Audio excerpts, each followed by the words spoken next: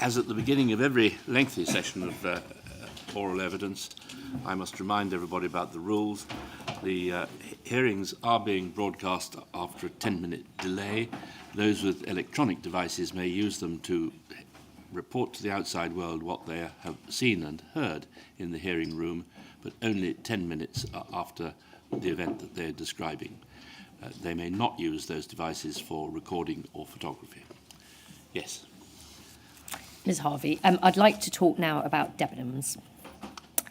In paragraph 221 of his inquiry witness statement, Lambert denies discussing the Debenhams IID attacks with you, which took place on the 11th to 12th of July. He denies discussing them with you before they happened, on the basis that he says he didn't know they were going to happen. In your evidence, in your witness statement, you say that he in fact discussed the plans with you on several occasions before they happened. Is that correct? Yes, it is.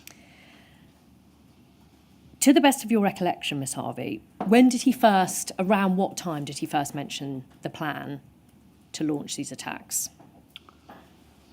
Maybe about four weeks before. Okay, so early June 1987. Yeah, maybe a little less than that. I'm not sure. I can't remember exactly. Sure. But around that time. Yeah. So it was quite early on in your relationship then? Yeah. Exactly when the relationship started I'm not exactly... Sure. Yeah. Where were you when he first told you about the plan? Yeah, I think at my house. In Modgery Park Road? Yeah. Were you in your bedroom? Yeah. And it was just the two of you? Yeah. What did he tell you about the plan? Well, I think first of all he talked in general terms about it. And what did he say in general terms? Well, I remember him talking about how they made an incendiary device. Right. And obviously, and what they were planning to do. When you said how they built the incendiary device, did he give the impression that he was involved in building the incendiary devices? No, not really. No, he gave me the impression that it wasn't him personally that were building them, but he was certainly part of the planning of it. Okay, and did he tell you who was involved in the plan? Yeah, he did. I know we have to be careful with names, but did he tell you Jeff Shepherd was involved in the plan? Yeah. And did he tell you Andrew Clark was involved in the plan? And he told you that he was involved in the plan? Yes, he did. Did he say that Helen Steele was involved in the plan? No. Did he say that Paul Gravett was involved in the plan? No. So you said that he talked about making the devices. Was this when he was talking in general terms about the plan? Yeah, just to go back a bit. Yeah. I think he did say something about Paul Gravett being involved in the initial stages, like previously, before it actually happened. Yeah, but by the time he talked to me about it, that was in the past, kind of thing. Whatever, my understanding, I don't know. I can't. Sorry, what was in the past? You mean Paul Gravett is no longer involved? That I can't remember exactly, but I do remember it. Him. I don't know if I even knew Paul Gravett then. I'm not sure. Right. Well, I didn't really know. I didn't know Andrew or Jeff either. Sure. And Paul Gravett was one of the first people he introduced me to. Right. But as I say, this was quite early on. It was always Jeff and Andrew and him. But also I think he might have, at one point, I think potentially it was after. Right. He told me that one person had dropped out. Right. Which is where he may have mentioned Paul. Right. Understood. So he gave you the impression that he'd dropped out of the plan on the day of the plan? Was that what he said? He gave me the impression, and as I say, I can't remember if it was before or after now. I mean, it would sort of fit that it was after, but I can't remember exactly what happened before and after. Before, I just remember him talking about him and Jeff and Andrew. Right. But there was something about that him and Jeff and Andrew thought that Paul was like potentially some kind of police informer. Okay. Maybe that they all suspected that he. So yeah, he did say that he was involved in it. He At did. some stage. Probably potentially before. But you think that the what he said about him being a police informer was after the attacks? Potentially. Right. Yeah. Going back to what he told you before the attacks. Yeah. What did he tell you? What the purpose of the plan was? Yeah, I mean, first of all, he did tell me that there were other people involved in the planning. Just ask me that question again. Well, what was the target of the plan? I'll put it that way. Yeah, he said that, because obviously when he told me, I didn't want to even hear about it, but he used to talk about it a lot. Like, I'd say at least four occasions before it happened. Right, yeah. And he said, obviously I was really, really worried about it. But to be honest, I didn't really take it very seriously. I didn't really think he actually meant he was going to do it, really. Yeah. I know that sounds strange now, but it's only with hindsight that, I didn't really take it seriously. I've always felt, and I feel like sort of a bit of guilt and shame that I didn't do anything, tell anyone, that I could have potentially stopped it. But, so I've sort of got over that now because I want to tell the truth. Yeah. But yeah, so did he tell you who they were planning to target with these devices? Yeah, and I did ask, I was shocked that he could even consider such a thing. Yeah. And that it was really dangerous. But just going back a little bit, what had he told you he was going to do? What was the thing? Right, so the plan was that they were going to set off these incendiary devices, but that they weren't designed to set on fire. Yeah. That they were designed to let off smoke. Right. And that would set off the sprinklers. Yeah. And then that would destroy the fur coats, so that they couldn't be sold. Yeah. And that, he was very insistent that nobody would be put into any danger, that there wasn't any possibility of it going wrong. Yeah. And starting an actual fire. He was very insistent that wasn't going to happen. And, and I was very worried about hearing this and said to him, what about security guards, or what if something goes wrong? Somebody could get hurt. And also, I would never, to even do such, it's just a terrible, it's like vandalism again. Even though I don't agree with the fur trade in the slightest, I would never think that it was an appropriate thing to do. Yeah. And I think I was so troubled by it that, rightly or wrongly, I kind of involved my friend Simon in it because I wanted to know what he thought as well. What, so you talked to Simon about it? No, I didn't talk to Simon about it myself. Yeah. But I felt like Bob wanted to talk to somebody else about it as well. And I thought Simon might be able to dissuade him as well. Yeah. So I didn't want to I shouldn't, I feel bad that I involved that anyway, Simon. Were you there when Bob talked to Simon about it? No, because I was never quite sure if he had, but... Right. But Simon says I kind of wanted... Yeah. Yeah. Yeah.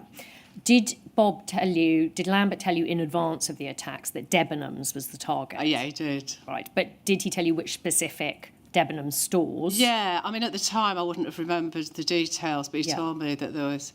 I think he said that there were 4... Right. Debenhams places. But I was a bit mixed up about it. My recollection of it is not that there was 4 people involved, that there were 3, and that maybe one of them was going to do 2 places. But yeah, it's a long time ago, so... No, understood. Did he tell you how many devices they were planning on putting in each of the stores?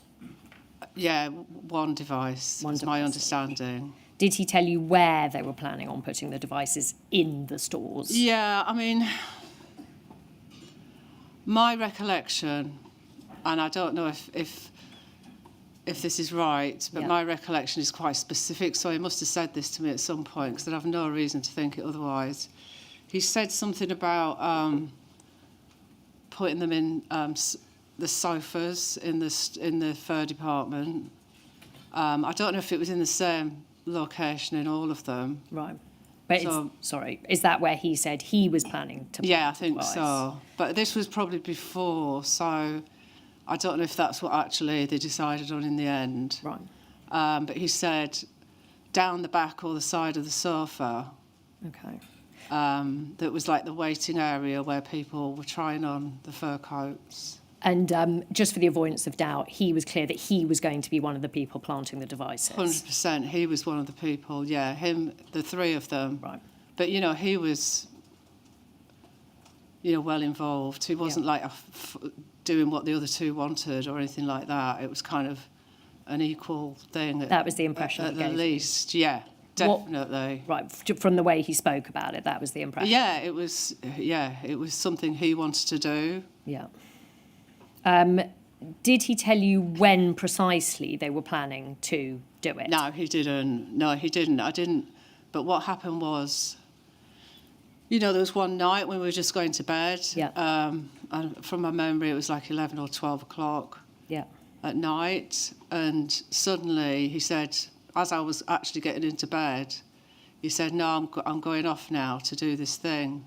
So can I ask you, to stop you there, Miss Harvey, was that, to the best of your recollection, given that we know that the devices were planted on Saturday the 11th of July, was this, do you think this was Saturday the 11th of July? Or Yeah. you think it was that? I do think it was that. Well, I don't know, what time of day was it that they were... I think they were planted I'm not entirely sure the exact time, but sometime I think in the afternoon on Saturday of So the that means 11th, it but they was the didn't Friday. ignite. That means So it was the the Friday. Friday. Okay, so it was 'Cause, Friday the 10th. Yeah, but I mean, I didn't know if they were going to do it that night Sure. or the next Yeah. night or whatever. Yeah. But sorry, I interrupted you. So what happened? So he suddenly said on the Friday night. Yeah.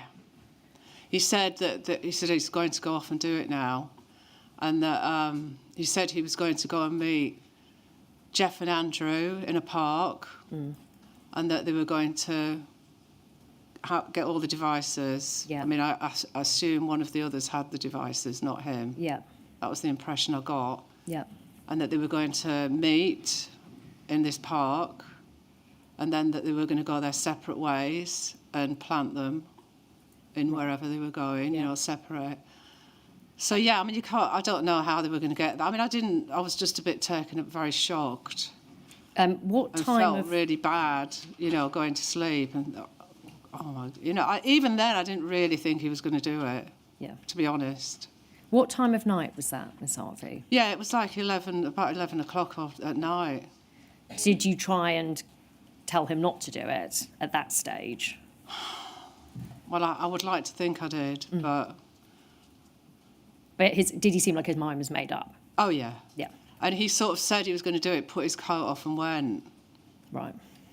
And what was his demeanour? Did he seem calm? Was he agitated?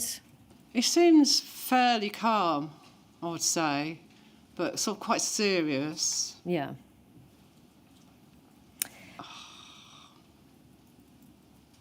What did he say to you? Did he tell you to keep it a secret when he told you I these mean, things? that started before, you know, when he first started telling me about it. Yeah, Because I remember, as I said, him talking about how these incendiary devices were made. yeah, And he had, like, I remember in the living room, and this was, like, on an occasion when he didn't say that he was personally going to do it. This was, you know, when he was just talking generally about incendiary devices. right. So I think it might have been before he said he was personally Yeah. going to do it. It's like maybe 4 weeks before or something, you know, before he told me he was going to do it, and Yeah. Jeff and Andrew. you know, he was waving these instructions about, he had these bits of paper, and I was just like, what on earth is this? You know, why would I want to know this stuff? Right. But, like, he seemed determined to tell me it all. Yeah. And I just didn't want to hear it or know anything about it. And he said, you know, these are the instructions on how to do the incendiary device. I understand they were from the Anarchist Cookbook, I think. Well, that's my memory, but I don't know if it was from the Anarchist Cookbook or not. It was just some loose sheets of paper, about 3 sheets of paper, and he actually showed me it, and I'm like, what? Why would I want to know about this? Again, what was his demeanour when he did that? Was he sort of excited? Jovial, I'd say. Right. Yeah. So he told you to keep it a secret. Why did he give you a reason for? I mean, it might seem like a stupid question, but did he tell you why he wanted to? Yeah. So the main thing he wanted to keep a secret was that it was him and Jeff and Andrew. Right. And he told me on several occasions, "Don't tell Jeff and Andrew I've told you." Yeah. And actually, I didn't really know Jeff and Andrew, but obviously I may come across them, you know, in these regular times I went to the Molten Hops, to the pub, Right. which is where we always used to go, and Simon, we always went after work. Yeah. And King's Cross. Yeah. Yeah. So, like, and he said it to me loads of times, "Oh, don't tell Jeff, don't tell anybody." They'd really, God, they'd be, you know, he'd laugh about it, say, "Oh, they'd be really annoyed with me." You know, and I took that to be that, you know, instead of thinking what I should have thought, I thought, wow, he really loves me. You know, he's prepared to share this terrible thing that he's going to do with me, you know, and I couldn't believe he, like, because surely if you're going to do something like that, you don't go telling people, like, before you even do it. And so I just took it wrongly. That he loved me. And, like, when I've reflected back, I even wonder if he wanted me to tell someone, like maybe he didn't want to do it, really. You know, with the remembering what I've said is that I didn't really think he was serious, you know, properly think he was serious about it. Yeah. You know, because it's just beyond comprehension, really, that somebody you love could consider doing something like that. So... Well, you anticipated my next question, because I was going to say, in retrospect, why do you think he told you? Did he tell you at the time why he was telling you? No, but I took it to be because we were so close. He told me absolutely everything. Yeah, and I think it's only, as I say, looking back, that I feel as though maybe he wanted... Because he told me he wanted me to tell someone, because he told me so many times, it's so much details that I didn't want to hear. Yeah, yeah. That, yeah. Yeah, he told you more than you wanted to know. Did you get the sense at all that he wanted to unburden himself? Yeah, because once he said to me, just on one occasion, because obviously I tried to dissuade him, and then he said to me, "Oh, I can't." I mean, he said, you know, his very words, I remember, he said, "Oh, I can't, I'm in it too deep." That's what he said. Yeah.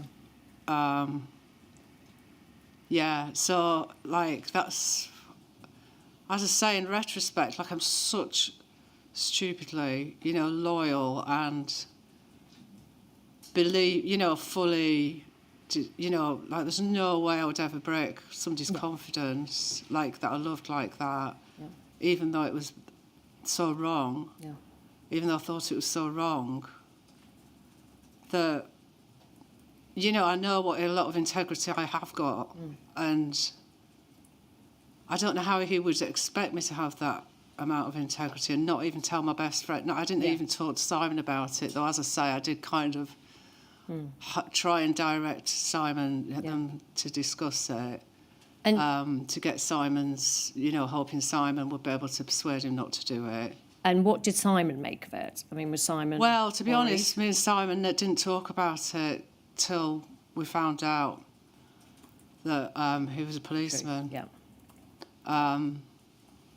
So that was many years later. Right. We never really... Because, again, my loyalty was... You know, at that time, I thought he'd gone on the run because of it. Yeah, and also that Jeff and Andrew had gone to prison, and, he could go to prison as well. Yeah. So that's why... You kept. And I wished I didn't know about it as well, so I didn't want to know about it, so I kind of blanked it out. Yeah. Yeah.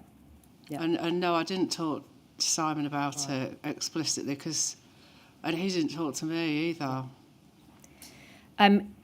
Ms. Harvey, you say in your witness statement that you think you were under the impression there were between 10 and 12 people who knew something about it.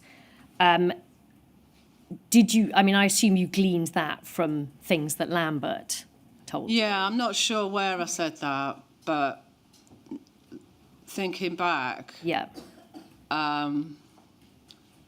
I thought there was at least 5 people. Right. But I'm not sure about the 10 people. I'm not sure exactly where I said that. It's in your witness statement. Yeah, but that could have been something from afterwards, because I remember, Simon did talk to me about this meeting that was at our house once, and that was about 10 people. Right, okay. And, Simon was convinced afterwards when we did talk about it, totally convinced that was a meeting about that, which I didn't really think it necessarily was. I thought it was just something else, or, We'll come. So that's where the 10 or 12 has probably come into my head. Fine, okay, that makes sense. But what he actually said to me beforehand, and immediately afterwards really, was that there was, 4, 5, 6 people, something like that. But the main thing, the people who eventually decided to do it was 3 people. Him, Jeff. Yeah. Shepherd. And absolutely, him. Yeah. Jeff and Andrew. We'll move on now to the actual attacks and the aftermath. Yeah. Well, sorry, actually, just before I move on, in terms of what he told you before the attacks, did you have any reason to doubt the truth of what he was telling you? Not at all, and one of the reasons for that is because he did talk about it on a number of occasions. Yeah. What he said was very consistent. Right. It didn't sort of change. Yeah. It was always consistent about, and it was always Jeff and Andrew. Yeah, and the details of the plan, were they consistent?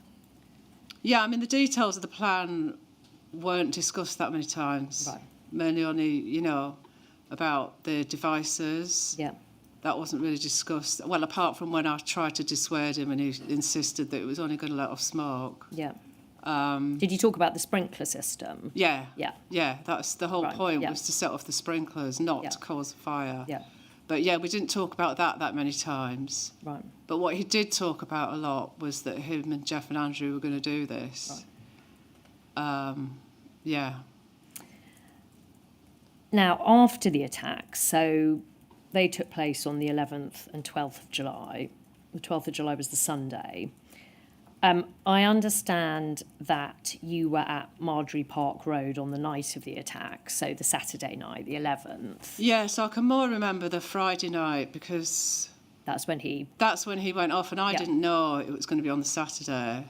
Yeah. So I remember I didn't sleep that well that night because, I was worried about it and what should I do, and is he really going to do this thing, and did he mean it, and what's going on? And I remember... I've always listened to Radio 4 quite a lot, and I remember, in the early hours, and this would be Saturday morning, so now I know it wasn't then that it happened. Yeah. I was listening to Radio 4 to see if he actually meant it, and I thought, surely if he'd done it, and I thought it was overnight, so I didn't realise it was the next day, until you've said it now, actually. Right.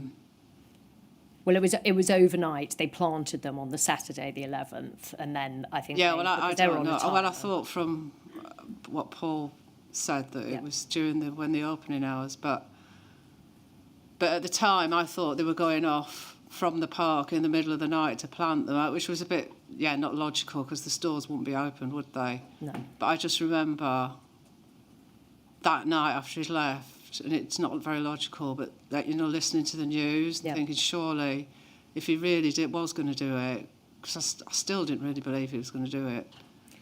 So how did you find out that the attacks had taken place? The only way I found out was he told me that it had happened, so I didn't hear anything on the news or anything from anyone else. It's just that subsequently, I think I didn't see him for a few days or something. Can you remember when you did see him next? Say, so you saw him on the Friday night. Yeah. Roughly, when did you see him I'd next? say it was maybe about 6 days later, something like that. Had you had any contact with him in those intervening days? Well, no, to be honest, I was like so shocked and upset by it that I can't remember, but no, he was kind of not there for a few days, and I didn't really want to get in touch with him because, I was so shocked, and I don't know. So did he come over to Marjorie Park Road? To the best of your recollection, is that when you saw him next? I can't remember exactly where I saw him next, but we suddenly resumed back from where we were before. Right. And, really, I didn't want to know about it. And what did he tell you about He told me that they'd done it. Right, so he told me that they had done it. Yeah. And, at first I didn't remember this, but after I heard Paul Gravitt's evidence, I remembered that he'd said to me that one of them didn't go off. That's what I remember him saying. But I didn't get the impression it was one that Paul was involved. Right. I just remembered him saying that one didn't go off. And that, as I say, he'd told me either after or before. I really didn't know that Paul was involved in it, but that Paul had dropped out. Yeah. That's all I can remember. And did he tell you who had planted which device in which store? No, because I didn't want to know, and even now I'm not 100% sure.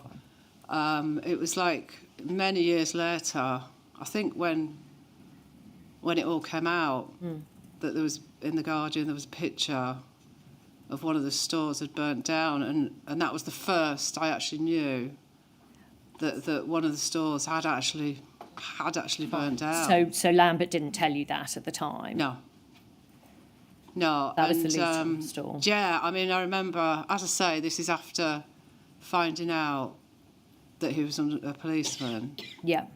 Right, so you didn't know at the time that the Luton Not at store all, not until I found out he was a policeman. I didn't know that one of them had burnt down, so I still thought it was just sprinklers and also it was never on the news, so I thought, I wasn't even sure if he'd really done it, actually. Okay. What did he tell you after the attacks about what he had done? Did he say he'd gone through the plan, Yeah. planted the device? Yeah. Did he say whether or not he'd done it down the back of a sofa? No, I think that was before he'd Right. said that. Fine. I just remember this thing about one of them not going off. Right.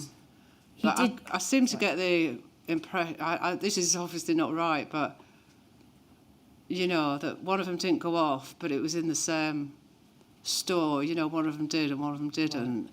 As I say, I thought there was only one in each one, but since hearing Paul Gravitt, it's kind of jogged my memory, like something about another one that didn't go off, but it wasn't another person involved, so I don't know. Yeah. I mean, did he say anything about there being a spare device after the attacks? About No. there being one device left over? No, not Didn't say at all. anything about that. When you saw him first after the attacks, what was his demeanour? Was he sort of oppressed or No, exhilarated? just the same as usual, just his normal. Cheery? Yeah, he didn't seem to. As I say, I wasn't even. I think, I get the feeling he talked about it more before than he did after. Okay. It wasn't until suddenly there was this, the cases at the Old Bailey that I realised.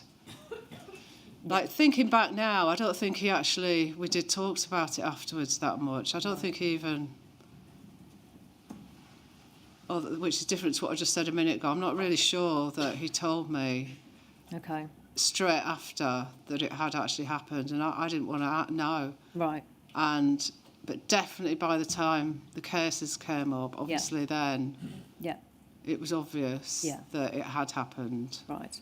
But now I'm thinking, yeah, it wasn't really until then, and suddenly that was a bit of a shock. Sure, where you realised the gravity. Where I of it. realised actually they had done it. Yeah. So he definitely, he talked about it more before it happened, Then and all after. those details Yeah. than after. Though I think he must have told me something after, but it could have been as late as when the Old Bailey trials were that one of them didn't go off. Okay. So obviously it's a long time ago. Sure. No, understood. I mean, it was a long time ago. And yeah, it's something I feel I'm not proud of it, and I didn't even want anyone to know. But, in the interests of the truth, that's why because obviously it doesn't reflect very well on me at all, and it's really only... Yeah. Well, he put his trust in you, and you were in a difficult position. I want to talk now about a raid on Lambert's house in Graham Road, his bedsit, I should say. Earlier, we heard about Lambert writing to you from King's Lynn and saying that he had to do a gardening job in September 1987. And we think that it might have been after the 12th of September because of that date by the Hammersmith Odeon. I know we're not quite sure, but either before or after, maybe more likely after the 12th of September. Now, Andrew Clark and Jeff Shepherd were arrested for their role in Debenhams on the 9th of September. Right, OK. And on that same date, Lambert's bedsit at Graham Road was raided. Right. It was a fake raid, obviously, to bolster his cover. Yeah. Did he say anything to you about that raid? No. Never mentioned Not that I it. can remember. He may have done, but if he did, I can't remember. Right. Do you happen to know, Ms. Harvey, whether or not Lambert had any photographs of you and he together at Graham Road? Looking like a couple, I should say. Well, he may have done. I mean, certainly, Seaton Point where I was... Yeah, we'll get to that. But I Graham don't Road. remember. As I say, I remember so much and so many details, but, I don't remember anything about Graham Road, though it does kind of ring a bell. Well, it's probably you're hearing lots of information at lots of different times, so... Yeah. Fine. But you don't have a clear recollection of him telling you at that time, around that time, he was either just about to go to King's Lynn or had got back from King's Lynn about his place being raided? No. Right. How did you find out about Jeff Shepherd's and Andrew Clark's arrest? Did Lambert tell you? Yeah. And can you remember roughly when he told you? Yeah, because we went to a concert. Yeah, I think we've established it's probably the concert, it's probably the REM concert. Yeah. Yeah. Yeah. So I knew by then. Yeah, right. And I don't know how long that was after. But that was the 12th of But I think September, it was- so they were arrested on the 9th. Right, yeah, because they weren't actually in prison, they were in Custody. a police station. Yeah. So he probably told me on the day they got arrested, I would imagine. Okay, on the 9th, you think? I would imagine, but I certainly by the 12th, because we went... Sure. Just briefly before we look at that visit, you said that, well, I understand from your evidence, you didn't know Andrew Clark and Jeff Shepherd before the Debenhams attacks. No, I may have met them, but I can't remember meeting them. But you say that Lambert spoke a lot about Jeff Shepherd in particular. Yeah, and Andrew, but I think what I'm saying is if I met them, I didn't know they were Jeff Shepherd, because I knew their names very well because he kept telling them to me. Yeah. So I'm pretty certain I didn't meet them before they came out of prison. I have met them. In your witness statement, you talk about Lambert being particularly close to Jeff Shepherd. Yeah, he used to really admire... It was like he admired him and he thought he was great. Really? And really... you know, fantastic, and I don't know why, but... So he'd yeah. say that to you. He'd tell you how wonderful Like a he close thought. friend, really close friend, Yeah, and like they were comrades, you know. sure. Did you get the impression he had a lot of respect for Jeff Shepherd? More as a close friend than a respect. Was it in any way paternal? Did Yeah. you feel? Yeah. Yeah, a bit like that. Right. Yeah. Okay. And you say in your witness statement that you remember him going dewy-eyed when he talked about Jeff. Was Yeah. that after Debenhams? Was that after the arrest? Yeah, it was or- after the arrest. So I think he felt, like my interpretation of it at the time was that Yeah. he felt guilty, Right. that he hadn't been arrested and they had, Okay. and that he was very upset, particularly about Jeff, Right. that he was in so much trouble, and Yeah. yeah, he felt like he'd like betrayed him or something Sure. by not getting arrested, and they had. Right. Yeah. But he didn't seem as bothered about Andrew for some reason. Yeah. So it gave you the impression he was closer to Jeff than he was Yeah. to Andrew. Yeah.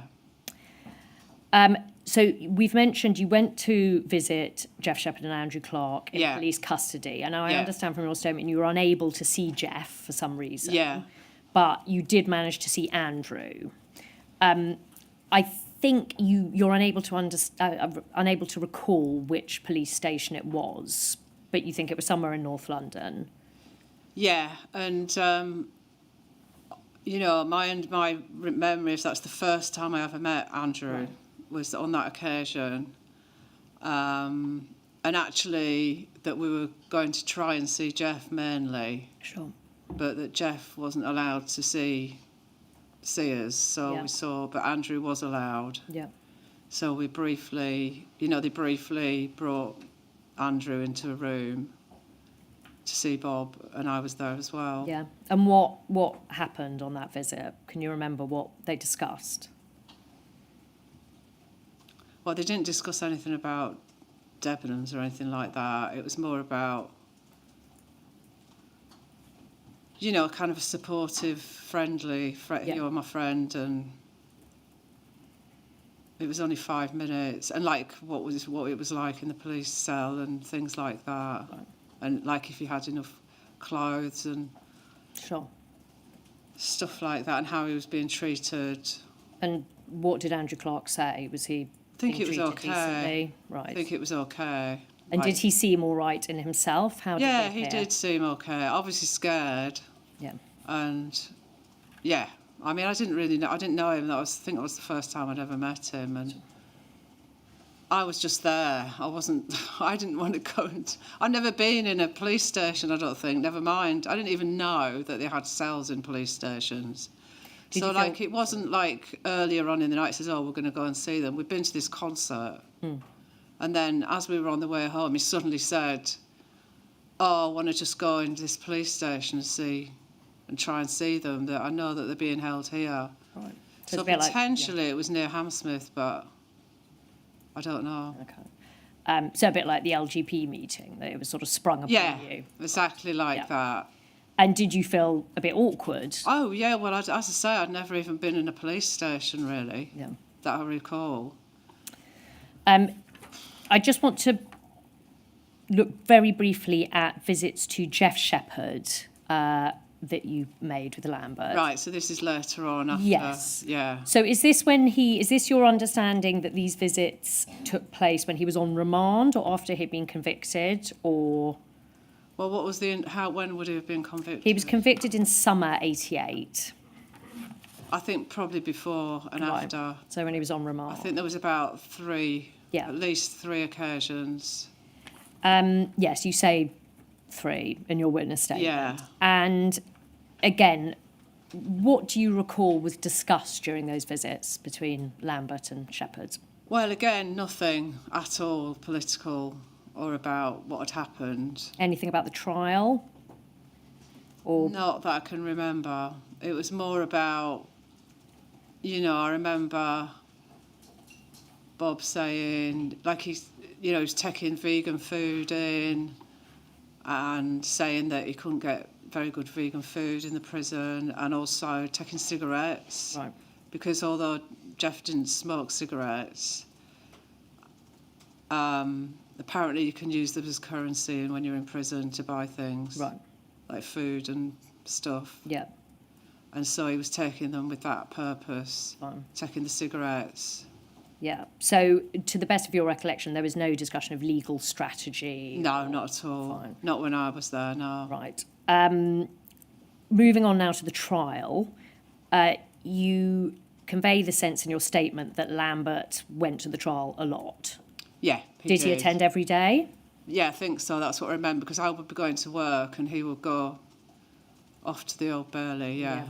And you say in your witness statement that even at the time you found Lambert's obsession and love for Jeff and his interest in the trial a bit intense. Yeah, because I thought it was a bit strange that as he was involved, he was going to go there, because I would have thought that's the last place he'd want to go, because like he might get caught or implicated, you know. So I thought that was a bit weird. Did you say that to him? Possibly, yeah. And what was his reaction? Nobody knew, and he'd just be there like other people. Did he? Sorry. Yeah, other people that were there. He'd be observing in the gallery, and there's no reason. Did he talk to you about the progress of the trial? Not really, no. But I wasn't interested, so I don't know. Sure. Don't know. Now, after Andrew Clark and Jeff Shepherd were convicted, to the best of your recollection, I know that Lambert went to visit him. Did you go and visit either Jeff or Andrew after conviction, to the best of your recollection? Right, so there were, as I said, there were 88. 3 occasions, and I can't remember if it was after. I feel as though it was in 1988 that these 3 occasions, but so it could have been after they were convicted. I don't know. Sure. Okay, never mind. Yeah, that's fine. You refer in your witness statement, though, to Lambert coming home after visiting Jeff. Yeah. And this is in October 1988. Right.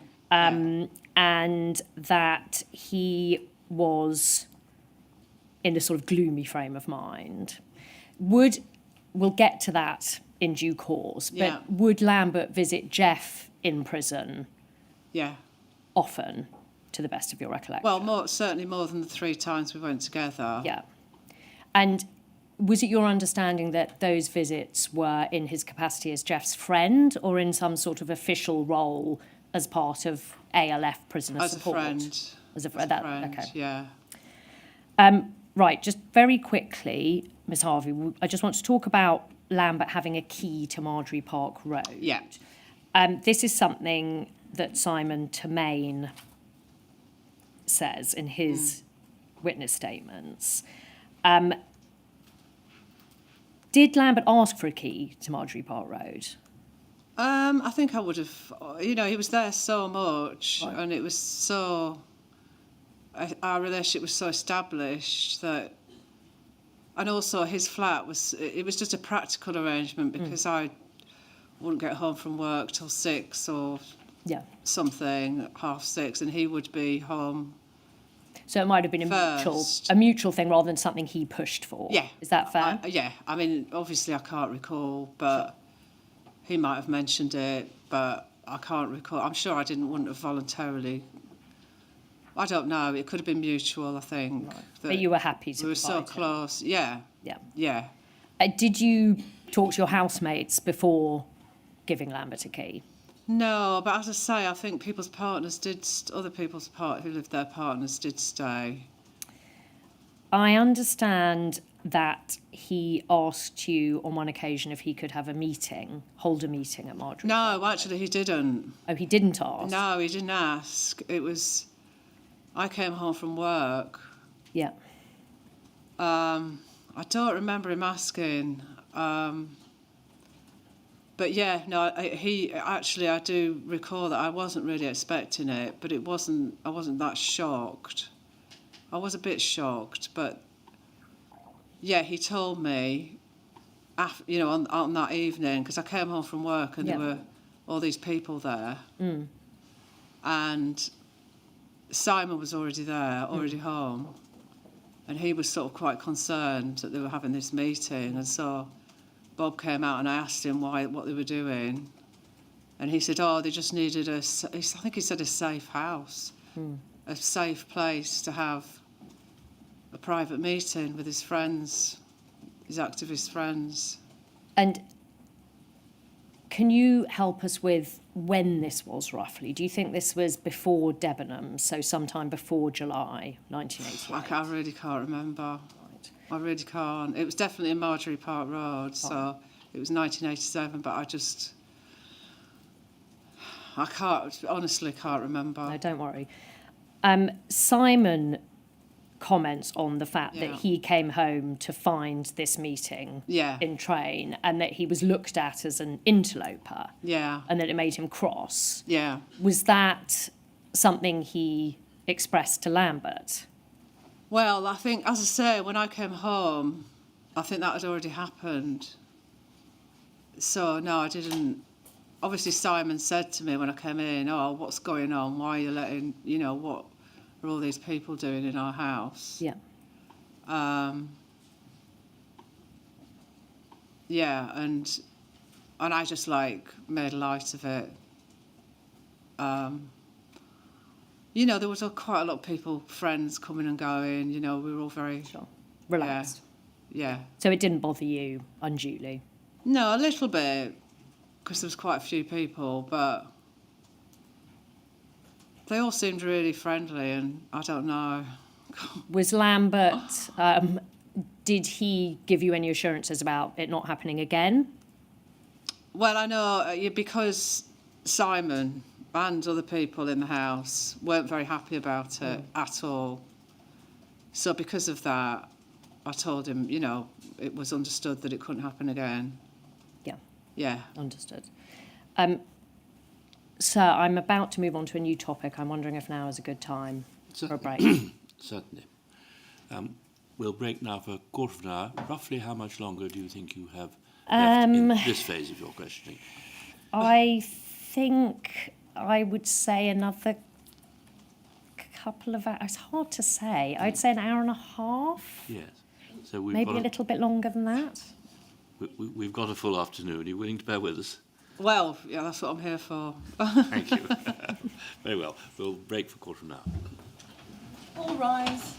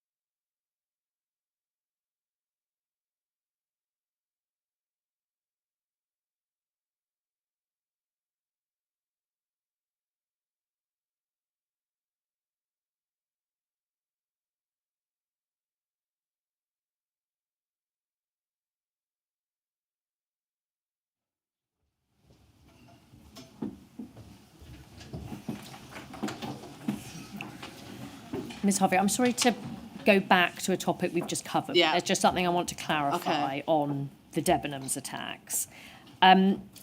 You said that you're not, my understanding of your evidence is you weren't entirely sure when you found out the attacks had happened. Yeah.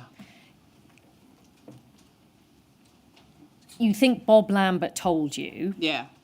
but you can't remember exactly when that was. That's right. Do you, I mean, can you orientate it at all if we look at, if we take the REM concert, Yeah. something you do remember? Yeah. Can you remember in relation to that? That was the 12th of September. Do you remember finding out before that, before Lambert went to King's Lynn?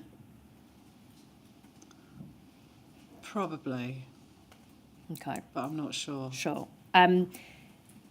In terms of Lambert talking to you Yeah. about the attacks, Yeah.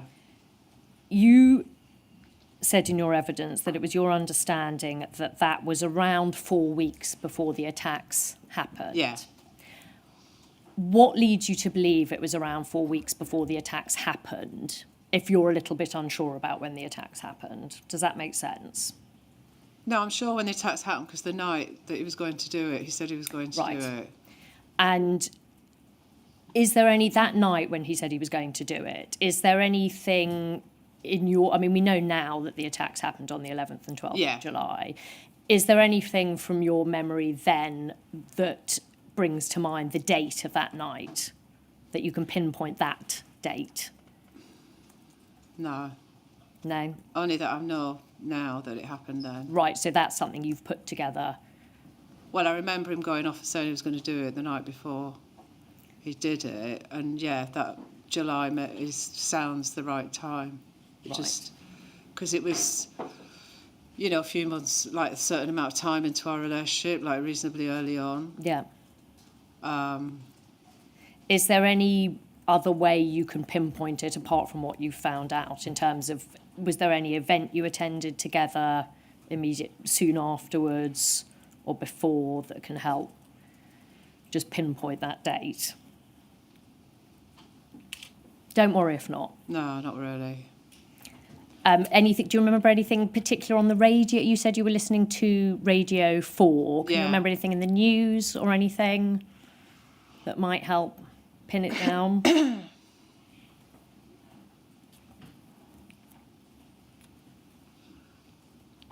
What, are you suggesting he might have said it on a night that it didn't happen? It's just to try and verify. I mean, as far as we can, Yeah. what your recollection is, because obviously you've heard things subsequently. Right. Don't worry if you can't, but I mean, this is not stuff I heard, 'cause I didn't talk to anyone about it, even Simon, until... No, not really. Let me think.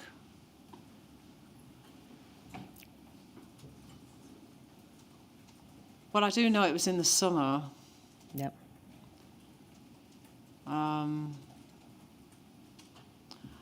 And, you know, I've just been thinking about it, and I think, as I say, I think I saw him about 6 days afterwards, and he told me, I think he did tell me briefly it had happened, but that was it. And then we didn't talk about it anymore, and then it was only when we didn't talk about, as I say, certainly didn't say that one of the stores had burnt Sure. down. And that was the only, what you say, that you only found out from him. You didn't see Yeah. any other news flash about it. No, one I else definitely mentioned it didn't to see any you. news flash about it.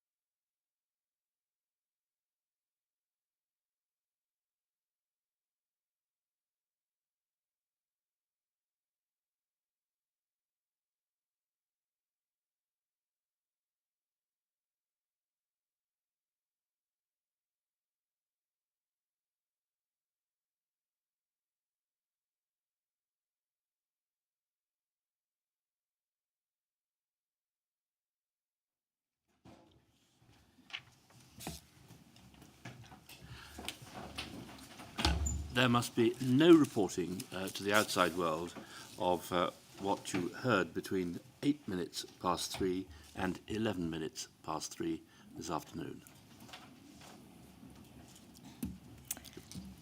Please, if we could bring up again MPS 037218. Thank you very much. So we were talking about Howard, Yeah.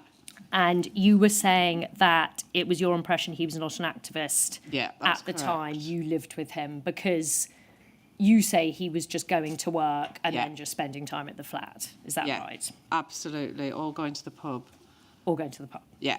Can we please go to paragraph 2 of that report? No, apologies. Can we... Sorry, paragraph 1, where he's described by Lambert as he says he's referred to a member of staff at Houseman's Anarchist Bookshop. He's been referred to as a leading anarchist with close contacts in the Animal Liberation Front, Class War, London Greenpeace, and the Peace News Collective. Ms. Harvey, would you say it's accurate to have described Howard then as a leading anarchist? No, I mean, he called himself an anarchist. He would say he was he would describe himself as such, but there was nothing in his behaviour that would lead me to... I don't really know what an anarchist is, except they don't vote. But he was definitely interested in the Peace News Collective, and that was connected to his work at the bookshop. But no, he didn't have any connection at all that I'm aware of with any animal rights group. He used to talk quite a lot about, like, say, 10 years earlier in his life, when he did seem to know Right. people who were anarchists, and he who might have been doing stuff that he wouldn't tell me about anyway. Right. He was quite a secretive and private person. Right. But he's 100% not doing anything. Because I was home every evening. I knew I was there. I would have known if he never went to any meetings, never saw anyone except in a social capacity. Thank you. If we talk now about Natalie North. Yeah. Have you got the cipher list now, Ms. Harvey? I have. Yes. You refer to her in Deep Deception as Greta. That's the pseudonym she's given there. Yeah. But we're calling her Natalie North. Yeah. Is it correct, Ms. Harvey, that Natalie North, this is something actually in another HN10 report, but that she was married, but it was a sort of convenient marriage as opposed to a love match? Is that fair? Yeah. Right. That was your understanding of her Yeah, marital she wasn't status. English. I'm not sure. Don't say where she was from. Right, She wasn't okay. English, yeah. She wasn't English, and I think there was something about a marriage in order for her to get her citizenship. So she was Mrs. North. Yeah, but I never officially. knew who she was married to or anything. From what you saw, was she an anarchist or an anarchist activist of any? I never took to her particularly. I wasn't very close to her at all. Right. She was a bit sort of cold, I felt. Right. She seemed really, really friendly with Bob. They seemed to get on really, really well. Too well, in my opinion. I understand she used to, it says in Deep Deception, she walked around the flat naked. Yeah, Is that she correct? did. She was quite a strange woman. Did she walk around the flat naked in front of Lambert and Howard? Yeah. Right. And you weren't close to her? I thought she was a bit strange. Right. I didn't really take to her like I did to Howard. You say in your witness statement that Lambert also had a key to Seaton Point. This is before he moved in, which we'll come to. Yeah, he had a definitely. key. Again, how did he come to have a key to that address? Well, as soon as I moved in, I got him a key card. I mean, and, I checked with Howard and Natalie, and they were quite happy. Right. After all, he was friends of theirs. Yeah.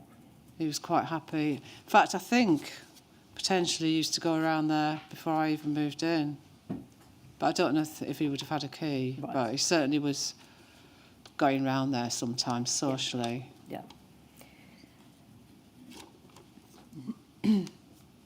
How often, after you moved in there, how often would Lambert come over to that flat? Oh, all the time. As I say, I think by then he started doing the taxiing a bit more, Right. more nights than before. Earlier on it was more sort of gardening and stuff, but yeah, he was doing the taxi more. And, that was the time when he would, I'd come home from work and see his van. If he was there, I'd see his van Right. parked, so he was there before me. And would he be there alone? Well, no, At that because stage? I think from my memory, Howard finished work quite early, much earlier than me. Right. So I worked in central London and had to get the train home. And he would be already home. And Natalie, don't know I can't remember her there as much, but Howard was always there, there Yeah. of Yeah. an evening. Yeah. Yeah. But I mean, essentially, Lambert could come and go as he pleased. Oh, yeah, 100%. I just want to make a quick digression at this point, just Yeah. to talk about John Dines, Okay. because it's around this time, if we're talking sort of February, March 1988, Yeah. that you say you met John Dines when you accompanied Lambert to visit an activist in Stamford Hill. Yeah. Do you remember that? Yeah, I do remember. I can't remember now the exact date, but it was when, the housing was getting all, Evictions. the evictions Yeah. at Stamford Hill. And you comment in your witness statement on the way that Dines and Lambert greeted each other. Can you tell us about that, when they saw one another? Can we just go back to the date? When was the date? So it's around March 1988. Right, yeah. And you say that they greeted each other in a very friendly fashion. Do you remember that? Absolutely, I remember it very distinctly and Yeah. clearly. Can you tell us a bit more about it? And what? Yeah, way so were I think we'd parked the car and Bob was going to this meeting with this activist, and I was going to see my friend who had, who I knew, and she had a baby, and I wasn't interested in going to the meeting, but I think I might have briefly gone in and then thought it was really boring. Right. And left, and really intense and serious, and I'm just not interested in things like that. Although I was, broadly supportive of because my friend lived there and had a baby, Yeah. and they were going to get evicted. So I kind of, after being there 5 or 10 minutes, I left. But I can't remember if John Dines was at the meeting. So it's before we went up to the meeting Yeah. that we met in the car park. Or it was at some point, or potentially we went to the meeting for the 5 minutes and then I went down to see my friend. Potentially Bob came down with me. I can't remember the details. And then he went back up. And I remember John Dines, if my memory is correct, had a flatbed van. And they were sort of, oh, wow, great to see you. They threw their arms around each other, and it really was like they were so close, like brothers or something. Did you comment on it afterwards to Lambert? Well, I didn't think it was... Well, I said, oh, he's obviously a great friend. And what did he say? He said, yeah, he is. He's my old friend. Yeah, we're really close. Did he tell you anything about how they knew each other? No, but I got the impression it was, he was a fellow activist. Right. And that's how they knew each other. You say that you would see Dines socially Yeah. with Lambert. Well, with and without, actually. Okay. And again, was this at the pub in King's No, Cross it or was- all around the place? Not in King's Cross. I don't really remember seeing him there, but I remember seeing him, around Stamford Hill because the flats, there was people we knew in all the flats. Yeah. I mean, by then I did sort of know people in the squatting community by this time, because Bob had introduced me to them all. Yeah. So by that time I knew them and had made friends with them. And as I say, I started seeing my other friends a bit less, though I still did see them. Right. So, yeah, my direction was kind of changing of who I was hanging around with. What was the question again? You see him, so it was about seeing John Dines socially. Yeah. So sometimes, like, maybe when Bob was, for instance, doing the taxi in the evening, at night or something, you know, I'd be like social events and at people's houses. We used to always spend a lot of time at people's houses, each other's houses. Right. And roughly, how many times do you think you saw John Dines in a social setting? Well, where you're saying it was quite early on that I met him there. Well, March 1988. Yeah. Around, yeah. Well, I carried on seeing him probably a good few months. I'd say maybe 10 times. Social, or maybe more, I don't really know. Well, I remember I quite liked him, you know, we were quite... Why did you like him? Well, he just seemed friendly, and I like people who are quite light-hearted and jovial. You know, he was quite friendly and good to be good company. He seemed to like me. He was a really good friend of Bob's. That was important. Right. And obviously, being friends, looking back, I suppose I thought, you know, being friends, it wasn't like calculated in any way. I just liked him, and Yeah, and you like Bob. yeah, and he seemed to like the people that friends. We had sort of common friends, really, that as much as anything. Was it your impression that he knew that you and Lambert were in a relationship? Oh yeah, of course, 100%. Right. And how? Just from the very first time I met him, I was introduced as his girlfriend. You know, the very first time in the car park. This is Belinda, my girlfriend. Yeah. Pleased to meet you. Oh, that's really nice to meet you. And yeah, and very friendly right from the beginning. And did you become quite friendly with Dines then? Yeah, I mean, not sort of bosom buddies, but yeah, I saw him a lot. As I say, we seem to have a lot of friends in common. Yeah. And we liked each other. Yeah, I mean, he wasn't a special... You know, like I wasn't as close to him, for instance, say, as with Howard. Right. Sure. You say, Miss Harvey, that in your witness statement that he seemed to you like Dines, seemed to you like quite a fringe person. What do you mean by that? I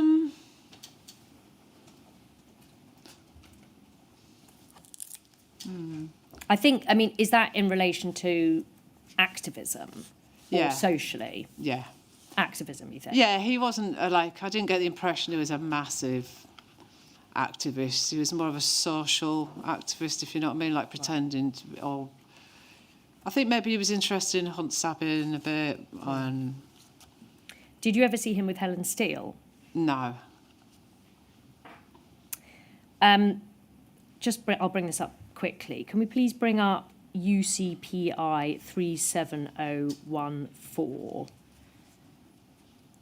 This is the diary entry from the 23rd of June, 1988. Yeah, just to go back. Yeah. When I say I never saw him with Helen Steele, I mean, I think we were all both at social things together. Right, but you didn't see them together as No a more, like as pair. a couple, no, definitely not at that time. I'm so sorry, sir, Yeah. I don't have the bundle reference for this. It doesn't matter, I got it. Apologies. Can you make it a bit bigger, please? Yes. Yes, please do. This, I understand, is a diary entry from the 23rd of June, 1988. Yeah, just to say that might have been a couple of days before or a couple of days after. And that I just wrote it on that page. Oh, fine, I understand. Yeah. Yeah, before you got the message. Yeah. Well, no, I wrote it down when I got the message, but my diary might not have been open on Yes, no, yeah. the actual I understand. day. Yeah. Does it say, my reading of it is that it says at the top, phone Paul Luton. Yeah, And then there's a number. yeah, And then it says, if Paul sees Bob, give phone number if Bob or friend John rings, say ring above number, need to ring urgently, might not phone though. Yeah. What do you remember about this message? It's a little bit Okay, well, I think ambiguous. the bit that says phone Paul Luton is separate. Right, That might have been in the diary already. okay. And then I wrote the phone number. Somebody rang up, Yep. and I seem to remember I was in the middle of doing something else, and this person, was quite wanted to get this message. So I don't know what Paul that refers to. Fine. Don't worry. I just wondered. But I don't think it was Paul Luton. I think it could have been Paul Gravitt. I don't know. You say in your witness statement that you remember it was given as a really important message. Oh, yeah. It seemed like this person and I didn't know this person, whoever it was from Adam. Right. Somebody I didn't recognise or know. Yeah. And he kept saying, oh, don't worry, it's fine. But if, don't worry though, it's fine. If Bob or friend John phones, say ring above number. So that number is obviously related to the message. Right. But it is a bit confusing that phone Paul Luton is there because I don't think it was that Paul. But I don't know, it could have been, but I don't think so. But the gist of it was that it was a message that had to be passed on to Bob, or if not Bob, John. Yeah, and Barker. the phone number was the critical bit of it, I think. Fine. But whatever it was something urgent. They seemed quite... I don't know how to describe what they seemed like. Quite pressing? Yeah, quite pressing, but also then dismissive at the same time. Saying, oh, don't worry if it doesn't rate. If Bob or friend John phones, say ring above number. Yeah, they need to ring urgently. This person wanted to get in touch with either Bob or John, Right. essentially. But don't worry, they might not. It might not. They might see them before or something. Obviously, it doesn't make much sense, the message. And I remember I was doing something else at the time and just writing something in shorthand. All right. Well, don't worry. So, okay. yeah, but I mean, it is something to do with Bob or friend John. Right. And by that you understood John To be Barker. John Dines, yeah. Okay, we can take that down now, please. I want to move on now to your Bob, yours and Lambert's moving in together, or rather his moving in to Seaton Point. Yeah.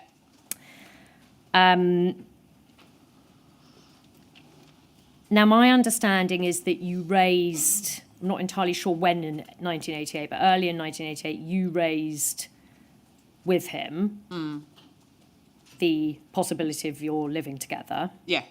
And he had a negative reaction to that. Yeah. I think it was quite early in 1988, because as I say, part Right. of the reason I moved into Seaton Point. But then he suddenly changed his mind. Yeah. Is that correct? Yeah. So how long after that sort of quite strong negative response did he then seem to have a change of heart? A few months. Right. And did he explain to you why he'd had a change of heart? No, not really. It seemed a bit random.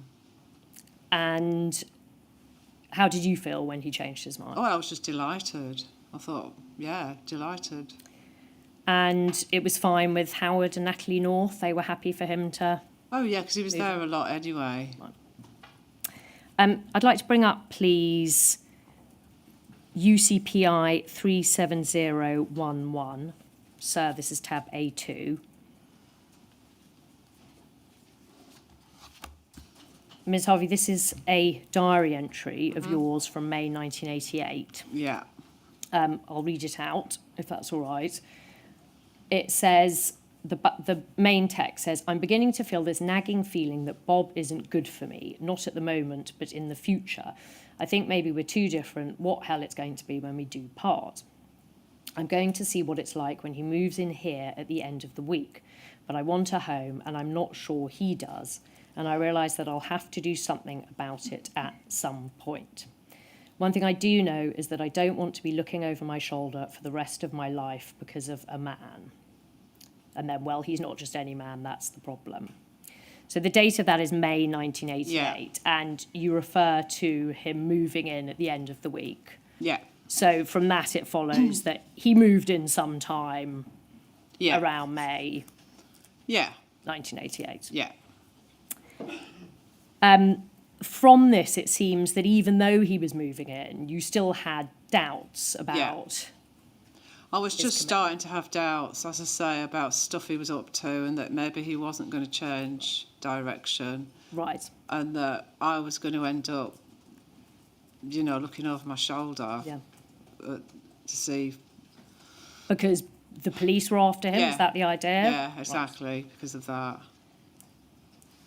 This is just a brief point, but you've written at the very top, Yeah. P.S. If you read this, Bob, what's written below was when I was depressed and feeling really negative. Yeah.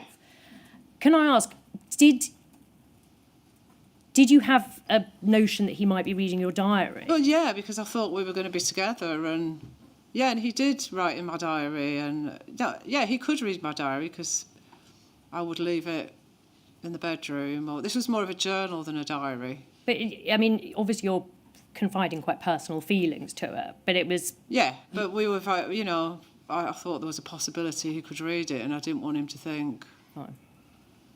you know, I was... Yeah. But had he... It's a joke now when I look at it, but But yeah, I changed my mind very quick. You know, obviously when he... So June 20th, by then he must have moved in. At the bottom it says Right. June 20th. Right. And then I've written that at the top on the same day. Yeah. By the look of it, it's the same pen. So he'd moved in, and obviously by then I was beginning to think... I do remember him, well, on more than one occasion, once in 1987, but certainly in 1988, specifically him saying that he was going to stop doing it all, Right. and he was going to, you know, become more law-abiding. Was that after Debenhams, do you think? Yeah, it was one point, yeah, after Debenhams, yeah, in 1987, and then at this time as well, Right. in 1988. He said he was going to change his Yeah. ways. But there was 2 occasions when he said that to me. And then it just, you know, obviously in the May 88 one, I was beginning to feel, you know, that he wasn't good for me. Yeah. And the reason you thought that was because he didn't seem to be changing his ways, essentially. He didn't think to be changing his ways, and not only that, I was thinking he didn't want to get married and have children, which was something I wanted, you know, to do a lot. Yeah. And again, we'll come to Yeah. those discussions that you had. You say in your witness statement that after you wrote this, he did move in about a week later, and Yeah. you helped him move what few possessions Yeah. he had from his flat to Yeah. yours. So you helped him Yeah. ferry his possessions from Graham Road to Yeah. Seaton Point. And it was your understanding then that he was moving out of Seaton Yeah, it Road, was. end of the lease. Graham Road, yeah. Graham Road, Yeah. that was finished. Yeah, that was my understanding. I'd like to just bring up, please, UCPI 37262. This, and page 1, please. So that's tab 2 of your supplemental bundle.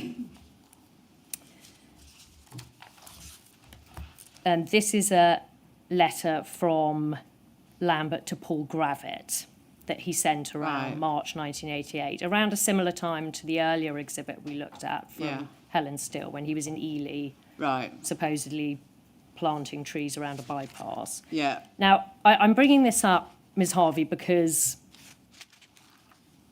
Lambert, in his witness statement, denies living with you. Yeah,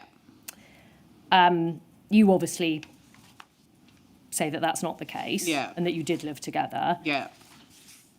I just want to look at paragraph 2 of this. He says here, and given this is, we can't exactly pin it down, but we think sort of late March 88.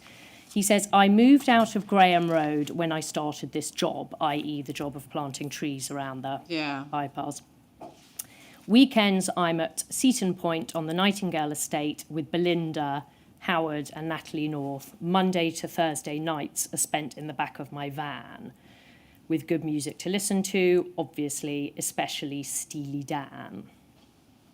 So Does that sound accurate to you? Was he... I mean, potentially, I've got, you know, when I helped him to move out of Graham Road, potentially that was earlier than when he actually moved fully in with me. Maybe I don't think he went anywhere else, though. No, I can't really understand why that's the different dates to when I said he moved in, which was May. Fine. Well, don't worry, we can take that down now. But yeah, he does certainly say that. So this is particularly about when he was doing this job, isn't it? Yeah. So yeah, it's around March, April 88. March, April. So then, oh right. So if it was April, and then it was May that he moved in, and the job maybe was the one that lasted 4 weeks. I don't know. Or was that later? Well, we think that's the summer. Yeah, that's the summer of 88. one. But it still could have been. Well, it depends when this letter was, doesn't it? Yeah, we don't have a precise date for the letter, but the post. But Helen's one. Helen's had a postmark of 30th of March, and he refers in this to Easter being something that's coming up. Oh yeah, so, yeah. Well, it is such a long time ago. But in any event, the fact that he was spending most of his time at the Nightingale estate. Oh yeah, he absolutely was. Is accurate. When he moved into Seaton Point, yeah, did you split the rent and the bills? I can't actually remember. I mean, in my head, I was paying the rent. Did he make any sort of financial contribution? Well, you would think so, wouldn't you? But did he? I can't remember. Right. But again, for the avoidance of doubt, Seaton Point was not a squat, was it? Oh, no, not at all. I mean, it was a council flat. I mean, I'm not sure that Howard was really meant to be having other people there, but I certainly paid a third of the rent. Yeah. And at that time, I was trying to save up to buy a flat, like a deposit. Yeah. Again, yeah. I was just about to come to that, actually. So, looking now at the way that Lambert influenced your life and the course of your life, you say in your statement that you distinctly recall this period of living together at Seaton Point. Yeah. Because during it, you stopped seeing as much of your university friends, your graduate friends. Yeah. And you suggest that this may have been the point you touched on earlier, that some of your university friends were alienated by Lambert's politics. Yeah. So does it follow from that when he was with your friends, he would talk about his politics and his activism? Not necessarily his activism, but certainly his politics, which, you know, being sort of anarchist stuff, I don't really know what anarchism is, but yeah, just not having a job and... Yeah, and you feel like that... Yeah, not trying to better yourself in, you know, your life, and, you know, everybody else was trying to improve themselves, not sort of drag themselves down. So did you get a sort of sense of tacit disapproval? Yeah, a little bit, but I did carry on seeing them all. Yeah. Particularly Simon, obviously. Sure. You say that you ended up spending all of your spare time with Lambert and his friends when you lived in Seaton Point. Yeah. Was that, again, going to the pub? Is this with... Yeah, it would include Howard. Yeah. Paul Gravitt. Yeah. LGP, people from LGP? London Greenpeace? Yeah, some of them. Not necessarily, but yeah, that Paul Gravitt particularly. BLX. Right, yeah. He was a very close friend of Lambert's. He was the first person I met, even before Paul. Yeah. Robin Lane? No, not at that time. Let me think. No, I don't think I met him. I didn't meet him till later. Right, okay. But he was somebody that, you know, before I met him, Bob used to talk about him a lot and kept saying, oh, you'll really like him. He's a great guy, and yeah, you must meet him. We must arrange to meet him. Let's go out and meet him. Yeah. And he mentioned it so many times.